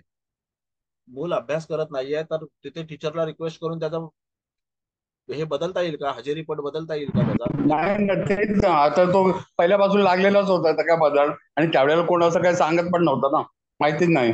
पण त्याच्यामध्ये तिथे एक सिस्टम अशी आहे, जर एखादं मूल अभ्यास करत नाहीये, आता मोबाईल न्यूमरॉलॉजी असो किंवा अन्य कुठल्याही प्रकारची न्यूमरॉलॉजी असो, या नंबर्सला ग्रहांच्या माध्यमातून तिथे जे जे काही देण्याची क्षमता आहे ते आपण कसं स्वीकार करायचं ह्याची एक सिस्टम आहे, ती सिस्टम तुम्हाला शिकवली जाणार आहे. आता ह्याच्यामध्ये तिथे समजा एखादं मूल अभ्यास करत नाही, बरोबर आहे, मग जर ते मूल अभ्यास करत नसेल तर त्या मुलाला त्याच्यामध्ये जो ग्रह अभ्यासाच्या मध्ये अडथळा आणतो आहे, जो ग्रह अभ्यासाच्या मध्ये तिथे त्याला मदतगार ठरणार आहे, अशा ग्रहाचं तिथे नंबर्सच्या माध्यमातून जे काही प्रतिनिधित्व होत असेल, तो कोणताही ग्रहाचा नंबर असू शकतो, 1 असू शकतो, 4 असू शकतो, 10 असू शकतो, 8 असू शकतो, काही नसू शकतो. तर त्या नंबर्सच्या माध्यमातून त्याला काही एक्सरसाइज दिला जातो, त्याला काही गोष्टींचं चॅन्टिंग दिलं जातं आणि ते त्याच्यावरती साधारणपणे 20 ते 25% प्रभाव टाकतं. बघा किती प्रभाव टाकतं. मी हा विषय शिकवणार आहे तरी सुद्धा, आणि हा विषय शिकवलाय तरी सुद्धा मी तुम्हाला हे अगदी धडधडीतपणे सांगतो की हा 20 ते 25% प्रभाव टाकतो. 100% प्रभाव टाकण्यासाठी तुम्हाला ग्रहांकडेच गेलं पाहिजे, तुम्हाला ग्रहांच्या देवतांकडेच गेलं पाहिजे, तुम्हाला मुख्य देवतांकडेच गेलं पाहिजे, तुम्हाला उपास्य देवतांकडेच गेलं पाहिजे, तुम्हाला उपासनेच्या देवतांकडेच गेलं पाहिजे. त्याच्याशिवाय पर्याय नाही. सर, कधी घेताय घ्या, म्हणजे एक चांगला विषय पण आम्हाला समजा. घेणार तर आहे साहेब नक्की. बर, आणखीन कोणाला काही विचारायचं आहे? सर मैं बोलूं कुछ? हाँ बोलिए मैडम. सर, जैसे भी नंबर की बात हो रही थी ना, जिस बोलते नंबर का इफेक्ट आता है, तो हमेशा से मुझे ये डाउट, ऐसा कंफ्यूजन था, क्योंकि मेरा नंबर सर 1 है, तो सूर्य का नंबर है 1 और 11, तो 3 बार 1 1 है। लेकिन सर मैं बताऊं कि जैसे सूर्य नेम और फेम का है, आगे है, चमकना है, लीडरशिप क्वालिटी, बट सर मैं स्कूल में बहुत अच्छी थी पढ़ने में, लेकिन मैं कभी आगे नहीं रही, और नेम फेम में मैं आगे नहीं रही, सबसे शांत बैठती थी, कोई शायद मुझे जानता भी नहीं था, लोग मेरा नोट्स लेके बताते थे, उनको नेम फेम मिलता था, तो ये यहाँ पे क्रॉस करेक्शन हुआ सर। हाँ, और दूसरा जैसे लाइफ में आगे जैसे सूर्य जैसा नेम फेम बहुत नहीं मिला, मुझे कभी भी बहुत काम करना पड़ा। और जैसे शादी भी बहुत अच्छे घर में हुई, बट वहां पे मुझे सर्विस बहुत देनी पड़ी सर। तो जैसे सूर्य का असर नहीं मुझे मिला, तो मुझे ऐसा लगता है कि जैसे मेरे कुंडली में सूर्य मेरे षष्ठ भाव में है और शनि मेरे लाभ स्थान में, तो उसकी दृष्टि लग्न पे आती, तो शायद मेरे को लाइफ में मेहनत करनी पड़ी। तो मुझे यहाँ नंबर का इफेक्ट नहीं दिखा, 1 नंबर का, मुझे शनि का इफेक्ट ज्यादा लगा मेरी लाइफ में। एग्जैक्टली एग्जैक्टली हाँ मुझे भी वही आपको बताना है कि नंबर्स कितने तरीके से आपके ऊपर इफेक्ट करते हैं। वो एक नंबर ने आपको इफेक्ट जो है वो हाँ ग्रह का इफेक्ट आपको मिला, पहले शनि का इफेक्ट मिला। शनि का दृष्टि आपके लग्न स्थान के ऊपर, आपका सूर्य ग्रह जो है वो षष्ठ स्थान में है। तो जब सूर्य हाँ। षष्ठ स्थान में होता है तब इंसान को मान सम्मान मिलने के लिए उसको बहुत देर लगती है। ऐसा नहीं ये कि आज उसको आज कहीं पर वो चला गया और उसको मान सम्मान मिल गया, ऐसा नहीं है। उसको मान सम्मान प्राप्त करने के लिए बहुत सी दिक्कतों से जाना पड़ता है, बहुत सी अग्नि परीक्षा से जाना पड़ता है, तब जाके उनको मान सम्मान मिलता है। क्योंकि सूर्य ग्रह ये षष्ठ स्थान में है। षष्ठ स्थान हाँ सूर्य ग्रह को उतना अच्छा नहीं है हाँ। जितना के अच्छा लग्न स्थान है और दशम स्थान है। तो वो ये कहीं पर भी आता है, वो वहां पर मान सम्मान का धनी रहता है। लेकिन षष्ठ हम्म। स्थान वो वैसा नहीं रहता है।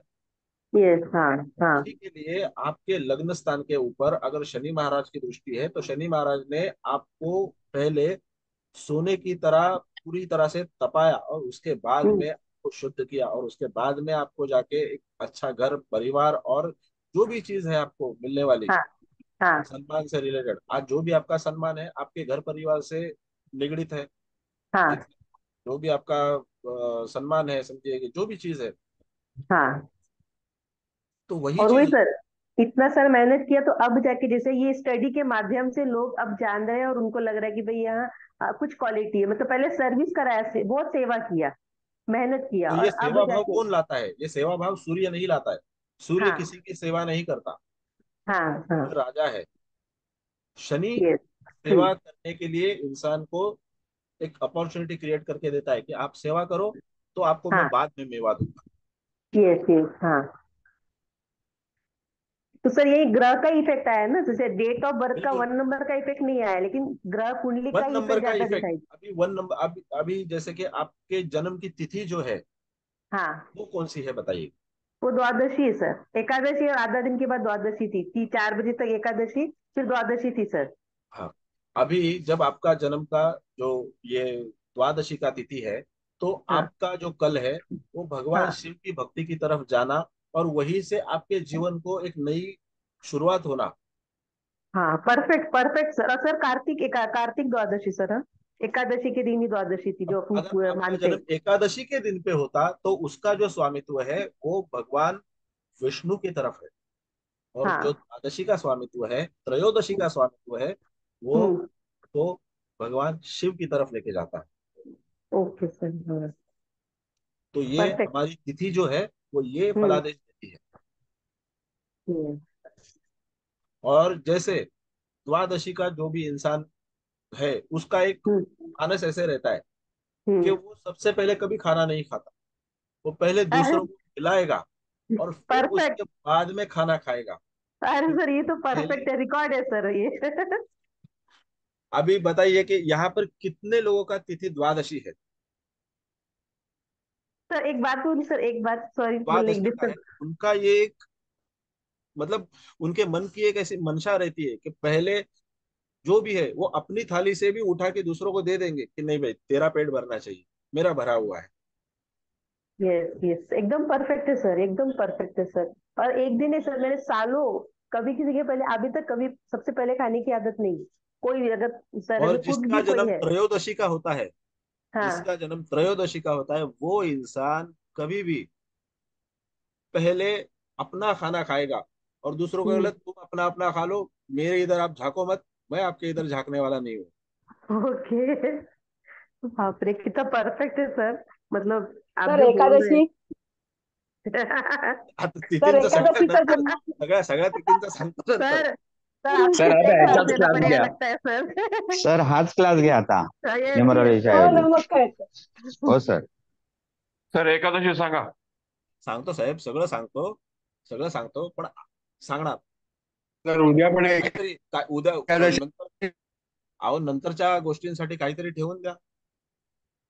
आज आता 2 तिथी आता विषय निघाला म्हणून सांगितल्या, नंतर साठी काहीतरी ठेवून द्या. नाही सगळं सर, सांग. आज तिथी पूर्ण करा ना, तिथी. नाही मॅडम, उद्या लगेच तिथीचं दुकान एकादशी मांडतील लोक. सांगून द्या, एकादशी. अहो उद्याला लगेच द्वादशी तिथीचं सांगितली दुकान झाली. मांडतील लोक. 1000 नाही, रुपये एकादशी तिथीचं सांगून द्या, प्रेडिक्शन म्हणजे 3 पूर्ण होतात तिथी. असं आहे. नक्की मी शिकवणार. बघा मला कुठं काय घेऊन नाही जायचंय. सब देखी जाने का है. देखे जाओ, पर आज काय बता की जाओ ना एकादशी का. आता सर सस्पेन्स वाढू द्वादशी द्या. का एकदम एकदम परफेक्ट आहे सर, एकदम परफेक्ट आहे ही चीज. Suspense वाढू तर द्या. सगळं सर्व 15 तिथींचं सांगून टाका, म्हणजे कोणाला राग नाही येणार. मी तेच म्हटलं ना. त्या तिथी सांगितलं तरी मग एक चालतील. दिवशी आपण फक्त सांगा. तिथींवरतीच व्याख्यान घेऊ. येस सर, जरूर सर, तेच जरूर. चालेल, हा आता एकादशी सर सांगा. विसरून जाल तुम्ही, सर विसरून जाल. नाही विसरत. मी सर कधीच नाही कुठली भूलते. गोष्ट सर कुठचीच गोष्ट विसरत नाही सर, दीर्घ Yes. मुदतींचे. शनीचं तत्व आहे सरांकडे. शनीचं हो, तत्व बिलकुल विसरत नाही आहे. विसरत सर. म्हणून विसरू नका, एकादशी पूर्ण करा, म्हणजे 3 तिथी कंप्लीट होतील. तर आता रवी शनी प्रतियुती होते ना सप्टेंबर मध्ये. होऊ दे. प्रत्येकाच्या जीवनामध्ये ग्रहांचे जे काही फलादेश असतात मॅडम, ते ग्रहांचे फलादेश हे त्याच्या मूळ कुंडलीला अनुसरूनच मिळणार. त्याच्या मूळ कुंडलीला अनुसरून जेव्हा तुमच्या मूळ कुंडलीमध्ये बळ प्राप्त आहे, त्यावेळेला आलेलं संकट हे एखाद्याला कमी प्रमाणात जाणवतं, आणि एखाद्याची मूळ कुंडलीच जर समजा त्याच्यामध्ये ढेपाळलेली आहे, तर त्याला आलेलं छोटंसं संकट देखील खूप मोठं वाटतं. याचं कारण काय आहे की जेव्हा एखाद्याची कुंडली कुठल्या ग्रहाच्या माध्यमातून स्ट्रॉंग आहे आणि एखाद्याची कुंडली कोणत्या ग्रहाच्या माध्यमातून तिथे कमकुवत आहे, हे ज्या वेळेला ज्योतिषाला कळतं, त्यावेळेला त्याला ज्योतिषाने त्याला त्याचं मार्गदर्शन करायचं असतं की तुझ्या पत्रिकेमध्ये या गोष्टींची कमतरता आहे. तू या ग्रहाचं बळ वाढव, तू या ग्रहाला जास्तीत जास्त तू प्रसन्न करण्याचा प्रयत्न कर, म्हणजे त्याच्या भ्रमणामुळे जो काही परिणाम होणार आहे तुझ्या कुंडलीमध्ये जास्ती मोठ्या प्रमाणात होणार नाही. मला सांगितलं नाही तुम्ही लोकांनी, इथे त्रयोदशी तिथी कोणाची आहे? कोणाची वाटत नाही, एकादशी वाले विचारतात त्यांना तुम्ही सांगत नाही. ठीक आहे, राहू दे. आता एकादशी नंतर सांगू. बोला नांगरे साहेब. त्रयोदशी हा बोला काय त्रयोदशी? त्रयोदशीचं विचारलं, त्रयोदशी बद्दल सांगा मग. सांगितलं ना मी, एक वाक्य फक्त सांगितलं. सगळं आता ते 9 वाजत आले, आता सगळं कुठे व्याख्यान देत राहणार, म्हणून म्हटलं चतुर्दशी सांगा. सगळं मॅडम एकादशी मी म्हटलं सांगितलं ना. आधी. सर मी बोलू? 16 तिथींबद्दल सांगणार. हा बोला सर, त्याचा तर क्लास वेगळा घ्या, परंतु असं म्हणजे न्यूमरोलॉजिस्ट तुलनेने 8-10 वर्ष प्रॅक्टिस करणारे 2 ज्योतिषी, 2 न्यूमरोलॉजिस्टनी माझ्याकडे पत्रिका दाखवली.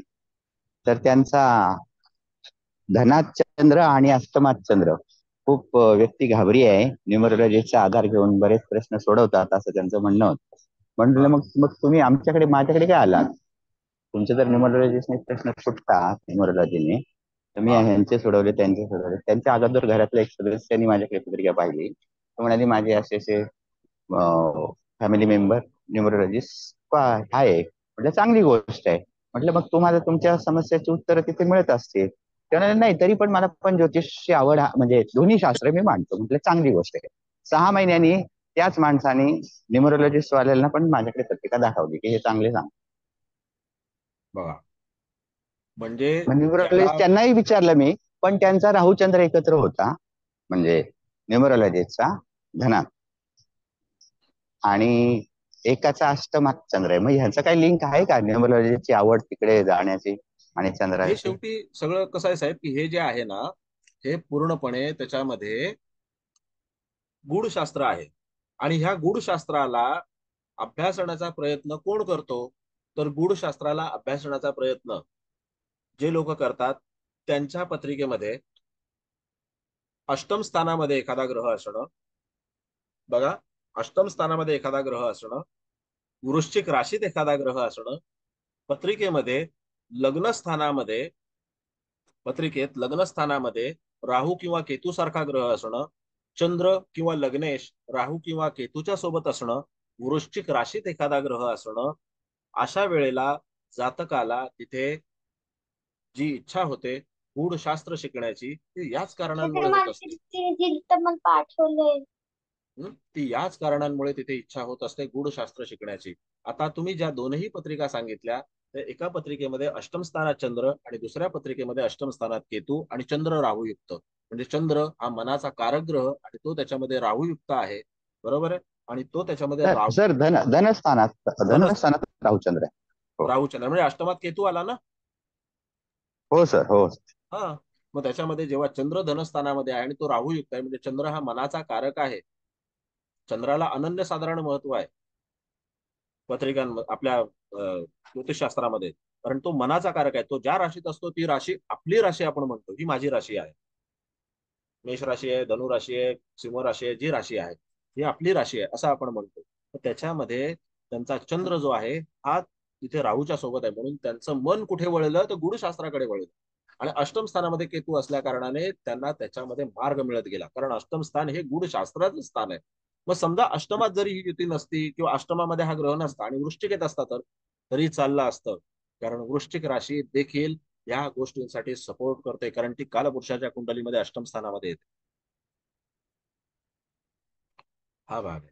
आता जो मनुष्य न्यूमरॉलॉजीच्या माध्यमातून कार्य करण्याची इच्छा धरतो त्याला बुधाचं तत्व, बघा मी काय सांगतो नीट लक्षात घ्या, त्याला बुधाचं तत्व आणि मंगळाचं तत्व हे त्याच्यामध्ये प्रबळ असल्या कारणाने त्या माणसाचा कल हा त्याच्यामध्ये अंकशास्त्राच्या माध्यमामध्ये जातो आणि अंकशास्त्राचं तर्कशास्त्रामध्ये रूपांतरण करून, हे आता हे काहीतरी उगाच बंडलबाजी नाही अंकशास्त्रातली, काहीतरी त्याच्यामध्ये सांगा तुम्ही 4 नंबर घ्या, तुम्ही 2 नंबर घ्या, तुम्ही 10 नंबर घ्या, तसं नाही.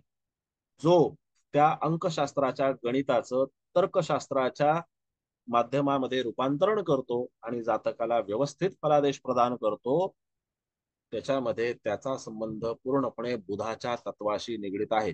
एखादा मनुष्य कन्या राशीचा, कन्या लग्नाचा, लग्नेश कन्या राशीत, चंद्र कन्या राशीमध्ये किंवा लग्न कन्या राशीमध्ये किंवा सेम मिथुन राशीच्या बाबतीमध्ये असेल, मिथुन राशी, मिथुन लग्न, लग्नेश मिथुन राशीत, लग्नेश बुधाच्या सोबत, अशा वेळेला त्या जातकाला तिथे न्यूमरॉलॉजी हा विषय जवळचा वाटतो. अंकशास्त्राच्या माध्यमातून तिथे तर्कशास्त्राच्या म्हणजे अंकशास्त्र आणि त्याचं तर्कशास्त्रात रूपांतरण आणि त्याच्यानंतर जातकाला प्रेडिक्शन. हे का वाटतं त्याचंही कारण तुम्हाला सांगतो जाता जाता. कारण बुध हा मुळातच तर्कशास्त्राचा कारक आहे आणि बुधाला स्वीट अँड शॉर्ट गोष्टी खूप आवडतात. हे कारण आहे त्याचं. शनीचं तसं नाही, शनी सगळा पसारा काढून बसेल, सगळा पसारा काढून, पाहिजे एक गोष्ट तो सगळा पसारा काढून बसेल आणि तो त्याच्यामध्ये पण शोधेल काय मिळतंय काय नाही, हे मिळतंय का ते मिळतंय का. बुधाचं तसं नसतं. बुध स्वीट अँड शॉर्ट वाला आहे, असं आहे. आता हे तुम्ही तुमच्या स्वतःच्या पत्रिका, स्वतःचे ग्रह अभ्यासा आणि त्याच्यामधून तुम्ही हे वाक्य मी जे आता तुम्हाला सांगितलं कितपत योग्य आहे त्याच्यावरती प्रतिक्रिया द्या.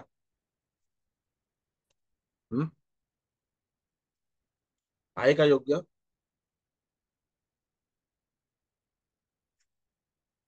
अगदी बरोबर आहे सगळं. आहे ना सर.